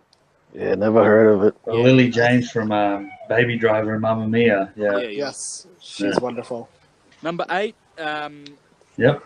A Star Is Born. I know. Yep. I wanted to Mentioned that. I know I kind of wanted to go on it, but it was good. It was It good. was good. Number 7, we have Bohemian Rhapsody. Yo, Hey. Damn. All seen it. Yeah. I had a lot of problems with it, but it just it was good. I'm glad they made a film on Queen. Number 6, just missed my top 5. We Okay. have Upgrade. Downgrade. No, Upgrade. Yeah, upgrade. There we Upgrade, go. yeah. Now the top 5. Here they come. Yep. Here they come. Here they come. The top 5. At number 5, this November surprise. Man. What's up? November Man. Yeah. Wrong month. It's December, man. Yeah? It's November, man. November, man. Number 5, this surprised me. Cheers, Robbie, Jace, Truny for the recommendation. Yep. the night comes for us. Yes. Yeah, Yes. boy. I need to see that. Yes, brother. Everything you guys said, I agree on. It was great, man. Yeah. Brutal, you know, just intense, fucking, and Oof. brutal. Nice one. Yeah, awesome film. Number 4, we have Black Klansman. Awesome. Great. Yes. Oh yeah, Great movie. yeah. Great. Number 3, we have Creed 2. Yep. I mentioned that. Top Yeah. 10. And number 2, Bad Times at the El Royale. Right. Wow. I already know what the number one is. I thought it was a mix between Coen Brothers and Tarantino. And I know his number one. Yeah, well, if we they do had a know. baby, you'd get Bad Times. Wait, what is it? What's your number one? No, number 2. He didn't say it yet, but I know what it is. And my number 1 is Witchcraft 34. What? Yeah, right. He's No, fucking around. no, number 1. Mission installment, Impossible. Mission Impossible. Oh, 4. wow. Oh know it. wow. But hey, yeah. I know it. Whoa. Damn. But Okay, Paul. it could change, man. Like as I said, I still gotta watch The Mule and Yeah. Well, yeah, our Alright, still you friends said could get these. upgrade on your list, so we're cool. Yep. we're always cool. That's 5 people, Bryn. 5 people with it on the list. So. Yeah. So, Bryn, the thing is that was the only movie we all had was Upgrade. Oh, really? Oh, well, you all have. Yeah, pretty much. Yeah, that was the only movie we had. Skedaddle snacks. Skedaddle snacks. Okay, thanks for playing, Paul. Thanks for playing. John, can you Oh, please Jack's say back. sour Skittles? Sorry about that. Can I say what? Sour Skittles. Hey, Brenny, you want some sour Skittles? Okay. Yeah, agreed, Viz. Okay, well, I can say my top 5. Okay, Brent. You could do your top 5, and then Jack, if you want to do a list or whatever, you can do it Yeah, too. sure. Oh. I will not be able to give like a countdown though because I literally could not get into my letterbox right No, now. that's so I okay. just have to- Do your top 10 or whatever you can do. You know? Yeah, sure. Okay, so Bryn, you go first, and then Jack will go next. Alright. Bryn. Okay. All right. My top 5 is I'll just say from number 1, Upgrade. Yep. Number, of course. I mean, that's a given. Your boy. Number 2, I feel pretty- Robin Williams, Come Inside My Mind. Good choice. Okay. Number 3, mid 90s. Yay. Number 4, Slender Man. No, I'm just kidding. Number 4, Wonder Man. Ghost I Stories. feel And number 5, I'm not exactly sure if this was my number 5, but I'm pretty sure I put 8th grade for my number 5. So Wow. Yes, good choices. boy. Good choices. Oh, my letterbox is working again. Slender And I snacks. think mine is too. Good. Wait, no, hi, no, never mind. no, mine's not working. Hang on, Jake. I Let's just see see, if I can get on. fucking Robert De Niro from Raging Bull. Fucking I tell you what, I'm glad this happened now, not when we first started, because that would have been annoying. I wish I took wish I knew that I could have taken like a Jace. screenshot or something. We'll What's up, talk bro? about this later, Jace, but you know who sent me a little message about you know what? Oh shit! Yeah, that could be interesting, Bryn. So, Jack, can you remember any of yours, or do you? I can list off a couple. Okay, from well, memory. list off a couple of your favorites, and that's good. So I can so in no particular order whatsoever, I could Okay. name. Hereditary is probably like the most I've thought about a film after seeing it in the theater. Okay. I think it's not really like. I feel like it's one of those films that in a couple of years it will be looked back on as like a classic in the horror genre. That could just be me, but I think it's going to hold up really well. What the hell? What the hell was that? That's not me, Trini. Hey, Isle of Dogs and shit. What the fuck? Turn the Isle of Dogs down. Speaking of Okay, I Isle of will. Dogs, Sorry, guys. Isle of Dogs is Bitches another up. one of my favorite movies of the year. John, the bird, Devil Turmeric's here, man. He's not happy. I don't know, but that sounded like an Aussie dog. That's sorry, not man. Sorry, Well, it Jack. wasn't. It wasn't. It's all right. It's that bitch is back. My ex-girlfriend walked in. You need to put more peanut butter on your nuts. Paul, tell that bitch. Yeah, I ran Paul, out. tell that bitch shut up. Man. Yeah. Damn Does, it. does Wayne Brady have to choke a bitch?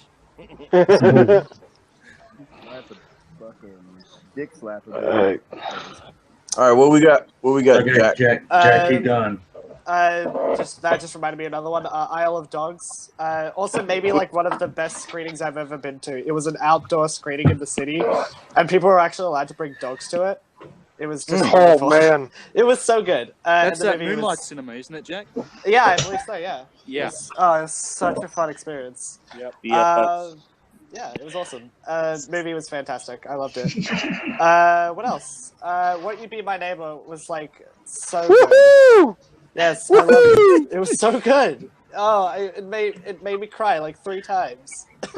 See, guys, see the movie, guys. It's so good. Yeah, I'll take a film- pass on that one. A film that not everyone has seen is Under the Silver Lake, and I think I've it's seen fantastic. it. Yeah. Not everyone loves it, but I loved it so much. Yeah.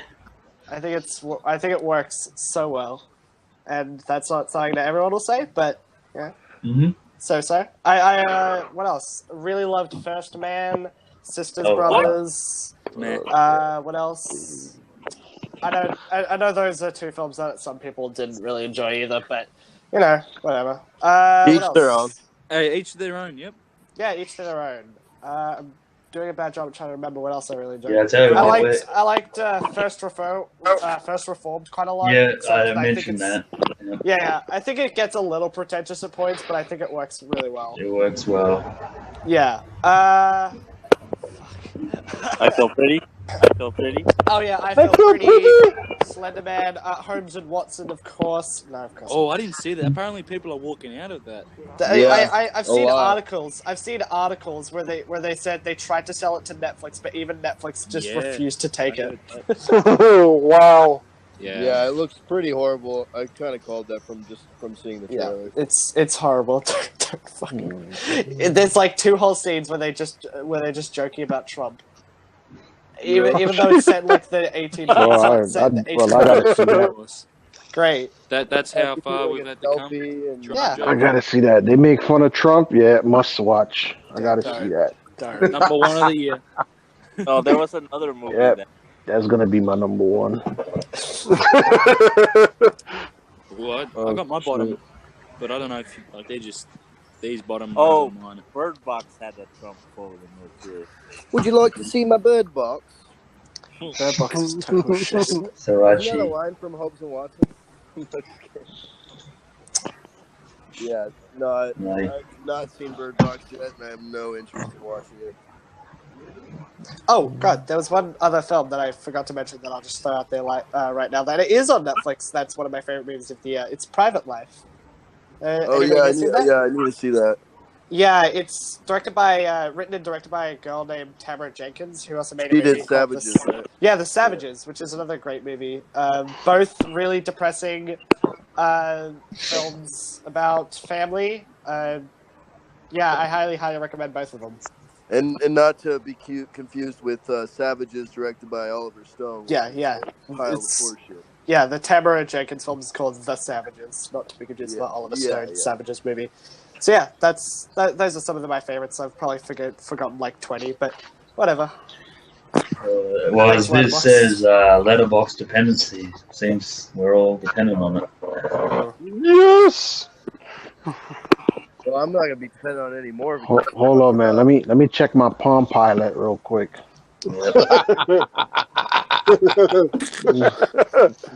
Check the palm of your hands. That's where you wrote your list. Yeah. Oh, Mine's a little shit. bit Number too hairy, one. so I can't check mine. and shit, Yeah, dude. number 1 in my palm of my hands is I feel pretty. That's what it said. My hands feels pretty. I feel pretty. It feels pretty. CP's back. Oh, Shit. so pretty. Everyone's here. Did you guys see that clip of like Amy Schumer and like the leather special where she goes, "Thanks for laughing, just the women." Oh, Hoarder saw that, right? Robbie, you saw it. Which one? I Amy feel pretty. Schumer. I feel pretty. Yeah. Oh, I like Yeah, it. but the Yeah. thing that put me off, it was a bit too much like Shallow Hell. I don't know. Well- I saw a little bit of Shallow that in it. Hell is like one of my favorite comedies. Yeah. Oh, yeah. Well then, yeah. It just No, reminded me Hoax. of that. You know, she wakes up from a concussion. Amy Schumer is like comedy bile. She's like one of the worst fucking Where did comedic actresses Steven of all go? time. She's absolute bottom of the barrel. She is. I'd hit it. Damn, boy. Oh yeah, she got, she but got money, bro. she's pregnant. She's not She even got like. money. She I'm got not even I'm not like judging or anything, but she does look like human custard. So like Human eggnog. human eggnog. Yeah, yeah. She could be my sugar mama any day. Just like proof like on how unfunny she is. Unless you have, Oh, John Scotty's messaged me. Shit. like, unless Oh you're Christ, get him in here, yo. I'm trying, man. I think he's. Nah, I think CP's just playing around. No, Man. CP's doing his bottom. Yeah, he's 100, going from the bottom. Yeah. Oh shit. Hey, sorry to change the subject real quick, but there was one other film I just remembered that I forgot to say that What's that? actually was in my top 10. Has anybody here seen The Favorite? No, I Yeah, haven't. I saw it this morning or last night. I thought it was great. That's another one that I loved. Yeah, that was a Boxing Day movie here. Yeah. I haven't seen it yet. Looks good. Fuck that. I like the movie. director. Yes, Do you Yorgos think it was- Lanthimos. I love the director so much. Killing of Sacred Deer and Lobster. Yeah. Yes. Do you think some of the sexual references were a little like off a little bit? I was like, what? in the Favorite? Yeah. I thought it worked. I mean, yeah, I think it made sense for the story they were trying to do. By the way, I saw it with my mother, and that probably wasn't the best choice. Oh yeah. Within the first 5 minutes in that carriage ride. Yeah. It's like, what does that dude do? I mean, we both found it funny, so it's like my mom and I Yeah. are like, we see stuff like this, we see movies like this, semi-regularly. So it's like we can laugh it off. Have you seen Dogtooth, Jack? I've seen the first 10 minutes of it. It's when I started, but like I just That's my favorite out of Yorgos' work. I need to revisit it. I've wanted to see it. I think The Lobster is overrated, and I think Killing a Sacred Deer is fairly rated because it didn't do that well. Fuck. But, What's that, Robbie? but yeah, no, I think Dogtooth is the best though. Okay. This is most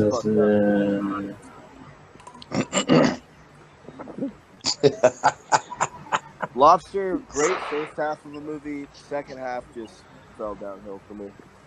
All right. But yeah. You like Okay. Lobster a lot, or have you not seen it? I really like both The Lobster and Killing the Sacred Deer. Killing the Sacred Deer is my favorite film of his. But Yeah, I like that one. Prefer it over the Lobster. Did Yeah. he Probably do my least. a foreign film? No, well, he's foreign, but they're in English dialogue. Yeah. Well, not Dogtooth. Dogtooth. I think- is foreign film. Yeah, I don't. Yeah. Some snacks. Jesus Christ. Some Debbie Strudel snack. Okay, dinner for Saturday. While I play Scrabble with sheepies. Is Suspiria in HD yet? I don't know. I think I know someone that saw it on like video cam quality, but it's someone that's seen it in the theater. Video cam does not do it justice. Jump in. No, I Scotty, don't what are want you to doing? watch it on video cam. I'm not gonna watch it on here until it's in HD. So Hoax, what's your favorite? Jump in, man. No, he said his, man. He was doing it with us. His favorite was mid It'd '90s. be good to put a base to an Yeah, Hoax 2019 stream, man. First one of the year. You're gonna have to join. Well, I know what I'm doing, and I fucking Green Book is an SD, which is all right. Oh yeah. Who's okay? Wasn't there like a big controversy with Green Book because Viggo Mortensen like despite the film's like message and stuff, he said the N-word at like a panel. Oh, really? Yeah. Hey, John. Oh, He that's apologized really for bad. it. I mean, I don't it's really always know the bad to context say for it that, though. but that's just really ironic too. What's up, Jason? Yeah, I think John, it's pretty ironic. Florida's playing up again, man. Oh, Yeah. Yeah. damn. Oh yeah. Personal Yeah. message. Yeah.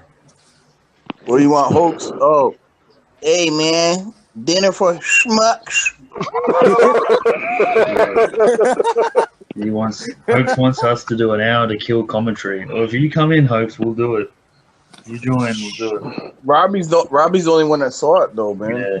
Oh, John, Well, we won't do that, Hoax. We'll do an hour to host. dude, How about like that? I don't know. Picture your worst movie ever, and just, John, how could it be worse? Than Joe, please say one more word for me in that voice. what? Say supercalifragilisticexpialidocious. Oh shit. Jesus. Oh man, I don't know. Hold on. Just try. Supercalifragilisticexpialidocious. Oh my God, John, thank you. That's Oh, my, man. I gotta do it. my I late gotta. Christmas present from you. Yep. I don't celebrate Christmas, but yeah, happy Christmas, man. Yeah, thank you, buddy. You're welcome. The host is Bryn, you gonna be around on New Year's? Cause I got a few nips and shit. So Wait, what? I said, are you gonna be around on New Year's? I got a few nips. If you knit like cheese nips? Motherfucker, I got alcohol nips, motherfucker. Oh. Nip. There we go. Yeah, I'll take It's got plenty of nips to The go. fuck, Yeah, the fuck you open guys up talking your about? Fucking ears, women man. nipples and shit. I didn't Never know heard what that terminology before. No, like Ew, nits, like head fucking- lice, nits. You've never heard of a nip that you drink? I've actually never heard that term, no. Really? Not heard it either. Wow, for a dude that drink a lot of liquor, you never heard of a nip? Damn. Robbie, you've had to hear of a nip, right? Oh, nippy. Yeah, nip is like a small, like a peppermint. Nah, it's like a mini bottle, like a mini small bottle. amount, like a nipple rum is like a. It's quarter basically of a shot, bottle. is what it is. It's a shot, yo. Those little Yeah, it's like when you buy the Mad Dog 2020. That's what it ram from. That's like a nip. You're muffled. Yeah, they saw them at the LQ and shit, man. What did you say? My muffin? You're muffled. My muffin? Yes, you're muffled. Mouth out of your bush. My muffin? John, did you see CP's latest comment? I'm looking. Hold up. Robbie, change your YouTube name for more. Oh, yeah. And hey John, look at the Viz's last comment. Hold on. Okay. Damn, why everybody loves this shit, man? I don't even know why, man. It's good, Hold on. but you don't want to overdo it. Hey, Viz, shake it.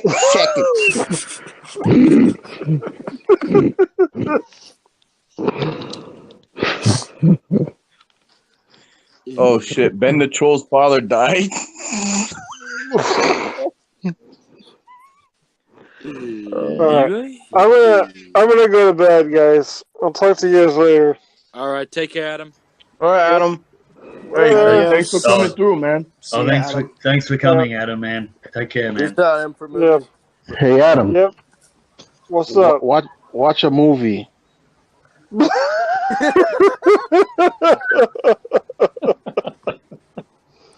Oh shit! Don't worry, I got about 10 more 2018s lined up this weekend. Well, as I said, man, thanks for coming through in the last minute too. I appreciate it. Okay. All right. Yeah, man. Catch you later, man. All right. Later. Bye bye. See you, Adam. All right, later, bro.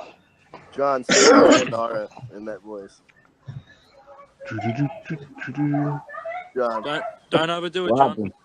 I know, if a 19-year-old kid told me don't overdo it, it must be being overdone, bro. So. No, I like it when it's kind of once in a while, snacks. Yeah, but Yeah, like fucking, kind of like Sterling and shit. That's a funny shit. Oh no! Read what the Viz said, man. He said it wrong. He was supposed to say yeah. I'll do that on private. All right, yo, He's trying to get you to say all the S's, man. After this, after this is it right here, man. I'm fucking. I gotta wet my whistle and shit. Hold up. All right.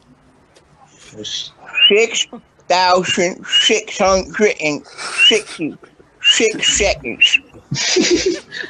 Oh man. Slipcover Kings here. Yeah. Oh shit. What's that, Paul? Jace, take the camera off your ugly mug, man. What is that? That's Bryn. Bryn, what is it? What you trying to show? She's you roasting a roasting marshmallow. Oh In my my room. god. What is that? At fucking 1 o'clock in the morning. You got problems. It's a little Trini, any beverages tonight? stovetop like pork. I had 2 drinks tonight, man. That's it. I'm good. I'm There done. you're good. Okay. Dude, I need to get me one of them. Yeah. Roast You're not as bad as marshmallows at 1 in the Viz. So you're not morning? you're nowhere near as bad as Viz was. But I thought that was the No. fucking thing Iron Man puts in his chest and shit at Viz, first. man, that was a funny stream, man. Damn. The reactor and shit. Nah, that was too much, man. Even for me, shit. That was entertaining to be there, though, Well, because I've Tony, seen man. Viz. I've seen Viz. I won't say nothing. No, the last stream, man. Have you seen it? You put it on private. But this was 4 years ago. Oh. Yeah. You should have not seen as- Viz the other night, man. Damn, Oh. he was putting it away, but then it got Was too a much. laptop broken in this? Well, I thought a phone was broken because he didn't come back. I gotta talk to Viz about that one day. Yeah. Yeah. Fucking whole. Nah, the thing- Oh my god. The thing with the shots, man, when they creep up and they hit you, man, they fucking hit you, you know? Paul has seen me worse. Yeah, damn. I didn't think Who said that? Viz said that. Paul has seen me worse. Oh. And Yeah, that was, he wasn't bad. It just was so funny because he was slurring and he just left. I as I said, Viz, we gotta discuss this one day. Not you know. Yeah. Not on a live stream. Yeah, maybe. Yo, I'm just Fred. Yo, you need, instead of a marshmallow, you need to roast a hot dog and do it out on Omegle and shit.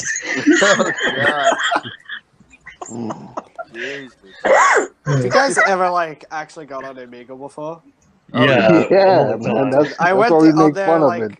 I went on there the other out of morbid curiosity.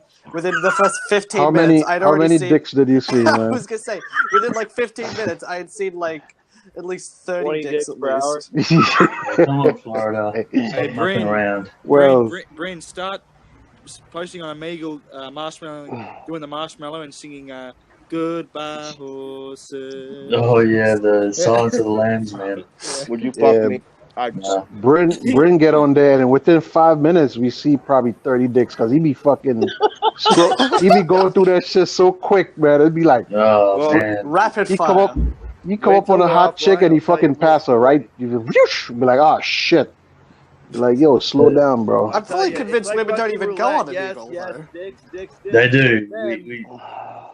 Then the light- Yeah, we do for fun, man. It's Bryn- fun to Bryn's see some got of some these intel. fucking guys, man. Good little Okay. experiment. Desperate dudes Yeah, just the social sitting there, experiment that, holding their either dicks in their or hands, shit. man.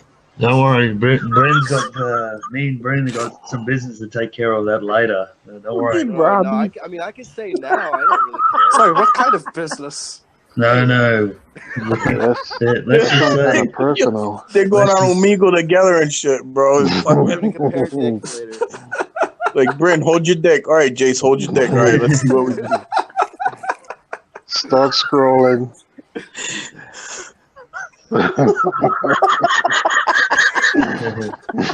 who's Yeah, you gotta stream some Omegle recordings one day. I'd love to see Yeah. that. Bro, if I streamed all the ones, we'd have a whole 3-hour movie. yeah, it's fun time. Man. It's funny. Oh hell yeah! It's Oh funny my as- god. Especially because I don't realize in BCF. What? Shit. Hey, Right, Jace? Right? Yeah, We ain't seen that in a while. Viz said he couldn't speak. Yeah, oh yeah, that stream. Yeah, fuck, that was. No, but this stream he couldn't speak. Oh, the one that you're Yeah, saying about the laptop. Yeah. Yeah. Wow. Well, I thought that was. I thought the other night was bad, so this is even worse. Jeez. Damn. All right, Oh. so Steven's put his whole list up Okay, on. Stephen. I'll read it out then. Number 20, Leave No Trace. 19, Skyscraper. 18, Fantastic Beasts. Skyscraper. 17, Boy Erased. 16, They Shall Not Grow Old. 15, Spider-Man Into the Spider-Verse. 14, Beautiful Boy. 13, A Simple Favor. 12, Searching. 11, Once Upon a Time with Deadpool. 10, What? Welcome to Marwen. 9, Free Solo. 8, Incredibles. 2, 7, A Star Is Born. 6, Mid-90s. 5, Ralph Breaks the Internet. 4, The Mule. 3, Widows. 2, Green Book. 1, Sisters Brothers. Wow, Sisters Brothers number 1. Shit. Yeah, well, that's a good list. I haven't seen most of the Damn. films because they're kind of newish Boxing Day titles. Okay. But, Well, there you go, Steve. Oh, I read out hey, your you top put 20. Sisters Brothers number 1. I can respect that. Yeah. Well, I read out your list, Stephen. So there you go. Well, Stephen, I will say this: you should probably see more movies. Oh, low blow.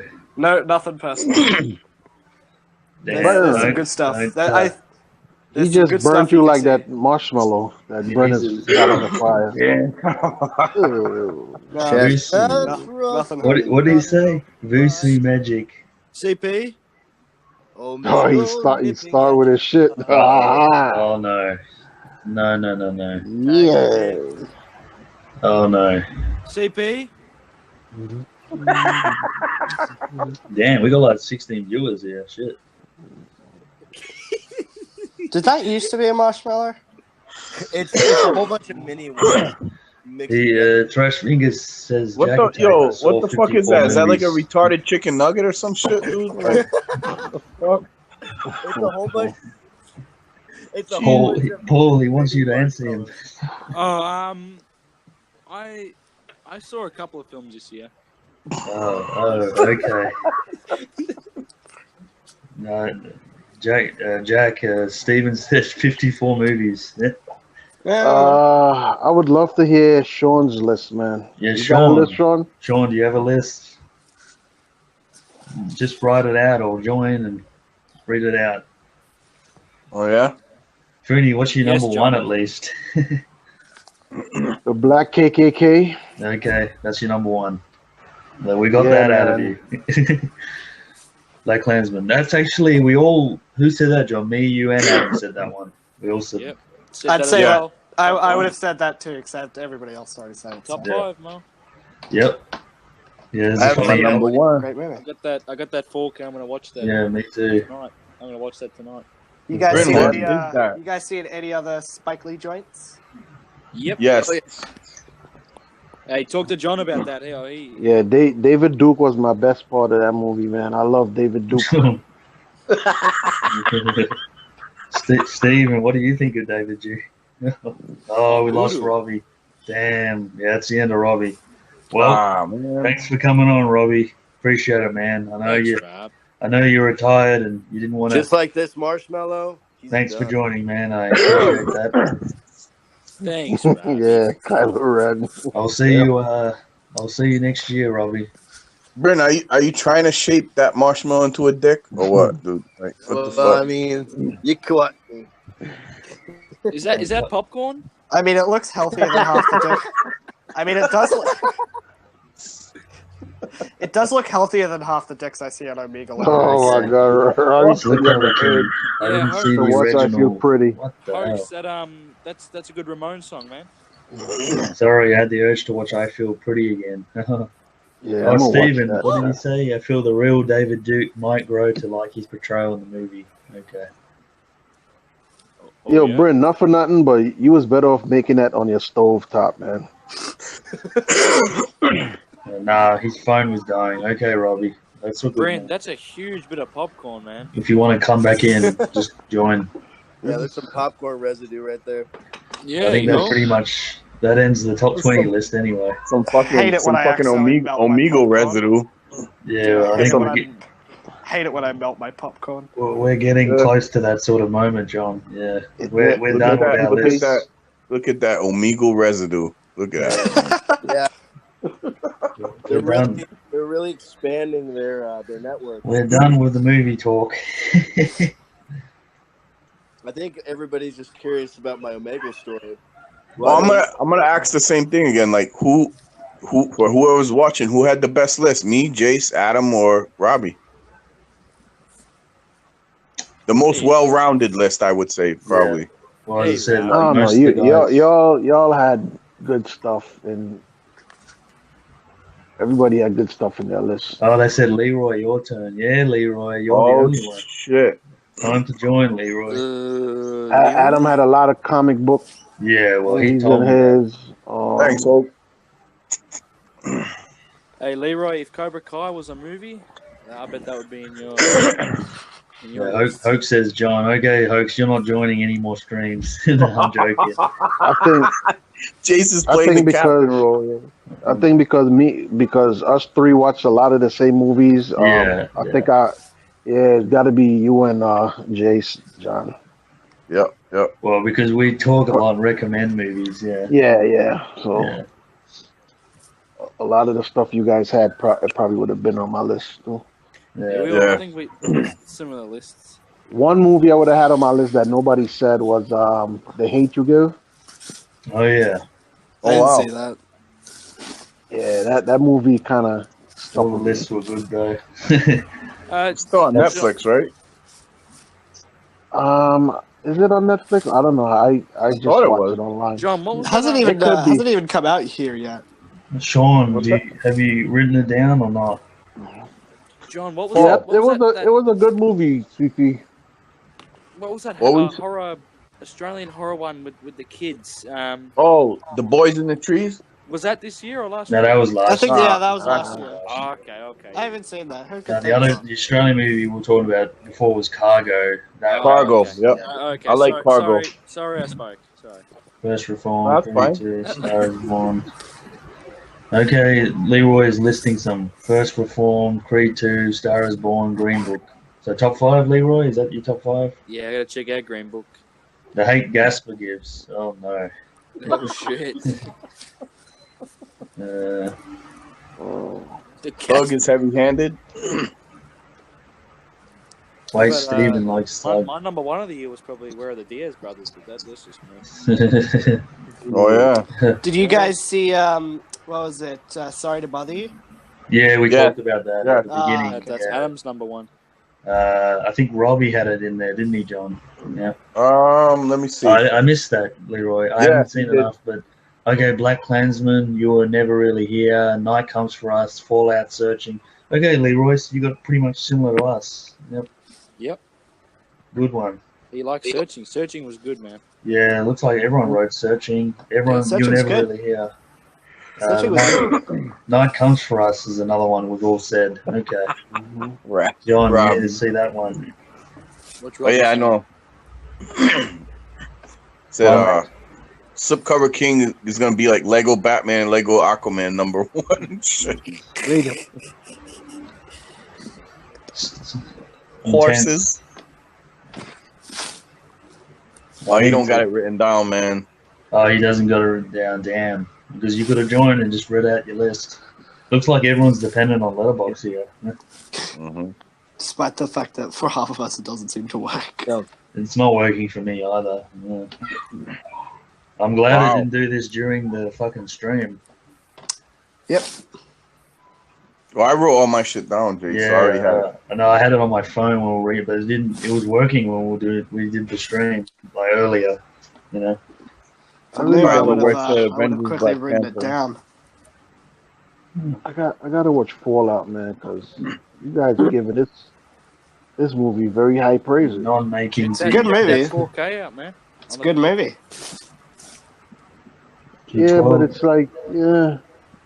Do you like the other Mission Possibles? It's kind of like saying Furious 8 is fucking brilliant. I don't know. Yeah, but You've that's- seen- I think. you've Yeah, seen but that's 1 Fast through- and Furious. you've seen 1 Buddy, through what are you 7. doing, man? Yeah, but it's, I don't know. It's Mission I mean, Impossible it's movies are different, man. good. This is different. Oh, The difference is being that the Fast and Furious movies are boring. Yo, CP said no, Trini, lower your expectations. For what? Fallout. Fallout. Probably. I've seen a lot of people. It's in their top 5. Nah, not for me. I mean, I like the haven't Mission seen that Impossible one yet. movies, but Okay, Sean, what we got here? I know my top 5 consists of Spider-Verse, Black Klansman, Widows, Star is Born, and I think Hereditary. Okay. All right, that's a good mix. That's a good mix. I wasn't big on Widows. I liked it, but I wasn't huge on it. It's Steve McQueen's worst movie, but that isn't saying much. What else? As in alive black Steve McQueen, not dead white He Steve did McQueen. Shame, Paul, and Hunger. Shame, Hunger, 12 Years a Slave. Yeah. Oh, 12 Years a okay. Slave. Yeah. He's a fantastic different- director, though. Well, it's a different kind of take. Yeah. It's a thriller kind of thing. So Yeah. yeah, I enjoyed it, but I didn't think it was amazing. I kind of seen it done that kind of thing. Been there and done that. It was decent though. Like I'd check it out. Daniel Jason Kaluuya is Jason, I really think good you'd in like it. Yeah. Daniel Yeah, I Kaluuya wanted is to see really it. good in it.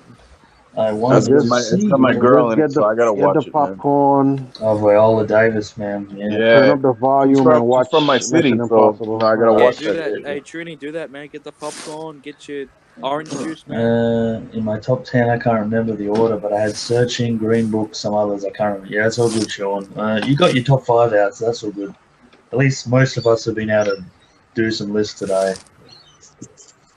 Pile of I feel dogs. like that's a low blow right there at me.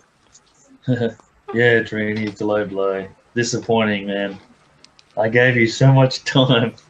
I didn't want to do it. But at least you said you're number 1. You gave It's too much work, man. I ain't got time for that, man. Oh, letterbox, man. Although it's not It working. doesn't make a difference. Oh, Ricky's here, John. Hello. Hola. Hey. You know what I have to do? His name was Lola. There was a sugar. It would have been the same thing you guys said, man. Ricky, what's your favorites of this year, man? What's your top 5? Yeah, Trini, you probably would have had like similar lists to me and John. Yeah, Actually. but it's kind of fun comparing, Trini. Like, I reckon Night Comes for Us would have been pretty high for you, Trini. Yeah, probably my top 5. Yeah. Do you I reckon gotta say Mandy? How about Mandy, Trini? It would have been in my top 10. Yeah. Yep. Nice. Yeah, I watched Mandy again the other night. It's great. Dude, I gotta check that one out. You guys are like, I don't know, man. I wasn't. You didn't like it as much, Paul. Yeah. Annihilation would have made my top 20. That's right. That one stuck with me. Yep. Upgrade. Is that in there? Yeah. I can't see it. And then I have a couple like CP said Mandy. Nope. Damn. Yeah, this is a guy Fallout. Loves Fallout. Yeah, I don't. Yeah, some of these horror guys be tripping me out when they.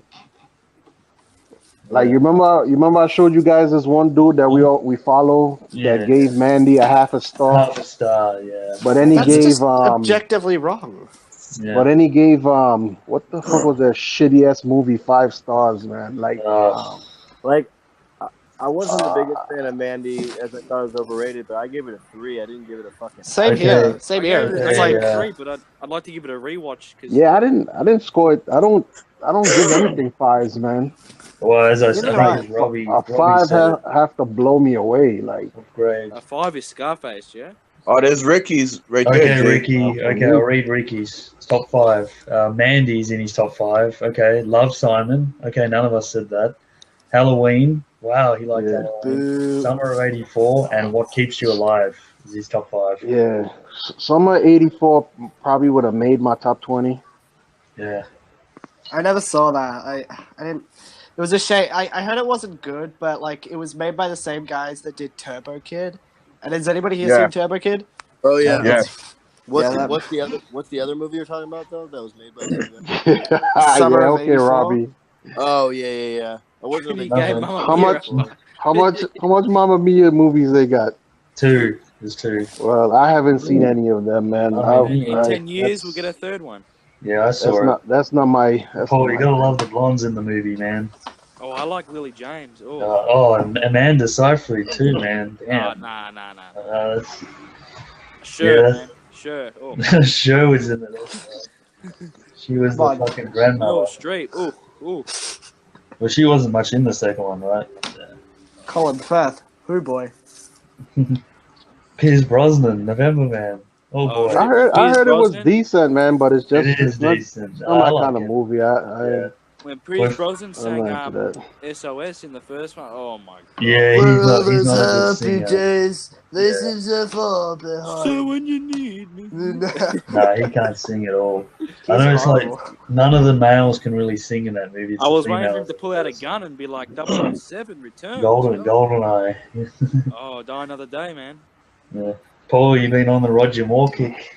Oh man, best. I like what's his name? What's his name? The little guy in Man with the golden gun. Oh, her village has Knick-Knack. Yeah, I heard the village has. Hello, Mr. Bond. They're playing. That's okay, Mr. Bond. He's like he throws him in the suitcase. That's another one actually. Not in my top 5, but it's in my top 10. Dude, I wanted to check that out. Yeah, I think my dad wants to watch it because he Swedish. It's he really said the good. Swedish film called The Unthinkable. I was a little skeptical because not huge on a lot of HBO's original films, but and I didn't like that the guy from 50 Shades of Grey was in it, even though I'm sure he's a fine actor besides those movies. But it just wasn't really, wasn't selling. My dad was surprised that the actor got into like sex scandals and whatnot, and he was surprised. He was a bit of a muck up, behind. The camera. Yeah, I didn't. It's November. Peter Dinklage does an amazing performance too. Oh yeah, he is Hervé Villechaize. Like it's crazy. It's November. Please come with me, Mr. Bond. Well, that made my top 40, John. Yeah, man. It made, and I love the theme. That's probably one of my favorite Bond themes, Jay. Which one? Man with the Golden Gun. Oh, you like the Lulu song? Wow. Oh, and during the film, it's like during the film, the little like kind of snippets of it. Jace and Paul, you have to list your top 5 streams of the year. Who says that? Oh shit. John just said it. Well, easy. Number 1. It's November. That's easy. Yeah. Okay, I agree with that. Yeah. 2 would be. Where are the Diaz brothers? Yeah, I think so. I think Trini's memorable performance. Yep. What? Nah, take me off your list, man. Trini, I won't mention another stream that you came in, but number 3 was I think the gloves are off. Yeah, the gloves are off with John coming in. I'm here now. That could be number 2. I don't know. Please you could give him number 2. I'll stick with Jace. I like yours better, Trini. The Trini one was like unexpected, John, we knew what was coming. We knew John was going to come in and rip. Well, that's why I like Trini's better because it was unexpected and shit. Yeah. So. Number 4. Definitely. Roger had a couple. Bravable. Yeah. Yeah, number 4. Bravable Dennis's. Yep. What was 5? Come to Play is in my top 5 for its hard-hitting satire. Come to Play. Yeah, that's the one I was calling out the trolls. What about BCF, man? Oh, BCF. That's right. BCF has to be in there. Oh, shit. Because that was funny, man. Well, that happened on Rogers and Sasha's streams, right? Yeah. Should we add Viz's? Should we add Viz's latest one? I think the Viz, Viz has to be. Yeah, he's honorable mention. Like Tim, like honorable mention, Viz and Tony. Especially Tony, like after like Viz leaves, Tony's just funny, man. I like the ones with Gasper. The Gasper. Nah, man. The reveal of Gasper was a kind of like because we already knew who it was. Sasha was the only one that didn't know. But no, top 3. First one, November. Second one, Diaz Brothers. Yeah. Third one, Gloves are off. Gloves are off. Yep. Wow. And I'll be picking them up in 4K next year. Yeah, next year, 4K. That's it. Jackson already got him fucking like pressing on the machine and shit. Dude. Yeah. But the sad part about it is the Viz like getting drunk is on private, so we'll never see the light of day again. We need a letterbox. Put these on letterbox. Yeah. A soundboard, yo. I can finally make my J stream ranking. Exactly. No best. Do you know how to spell it out for you? It's like, hey, where's your marathon, man? Are you doing it again? Get out! Get out! Get out! You guys wonder why we don't see him anymore. No, right? I spoke to him, man. He's all good. I spoke to him. Yeah, by chance. Yeah. Stasha didn't think it was funny. He's like, I just, yeah. No, he's all good, man. He doesn't even care about that stuff. Yeah. He probably wouldn't even remember it now. You're right. We all thought it was hilarious, and yeah. Leroy's like, I gotta, and Paul, on the Blu-ray, we gotta put my commentary on the Gloves Are Off stream and shit. Oh yeah. And then Trini has to do a commentary on his. So what were you thinking when you were doing this? Fascists, yeah. fucking fascists. Oh shit, yeah. We need a bonus disc of something. Well, I didn't see that one, Hoax. And an Apocalypse. I wanted to see that. I missed out on the chance to see it again on the Apocalypse, but it looked good. I'm trying to think. There must have been something else we missed. A stream or a movie? Yeah. Well, I mean, I know John and Hoax find it funny. The Island of Dr. Moreau, they find that funny. Jace, which one was the MVP one where my wife came in? That's the same one. That's the Gloves Are Off. Yeah, that's okay. MVP. John was talking. Roger was talking to Ludi. Oh, it's funny. No, I think MVP should probably be in the top 10 as well, just because of the surprise. Because no one expected MVP to join. No one was expecting that. That was a big surprise. Even to John, it was a big surprise. Yeah. Let's have a look. I'm looking down to my entries now. Yeah. That was... Oh, man. Oh, shit. Big times. Not my best moment. There was something on Roger's stuff as well. I swear there's more on Roger's channel. Oh, yeah. I just can't remember. Did Early. Mention Escape Land 2? Or... Oh no, we didn't mention that. Garbage. Yeah. None of us saw it, I think. Poor Dave Bautista. They were only in it for like legit 15 minutes. Hoax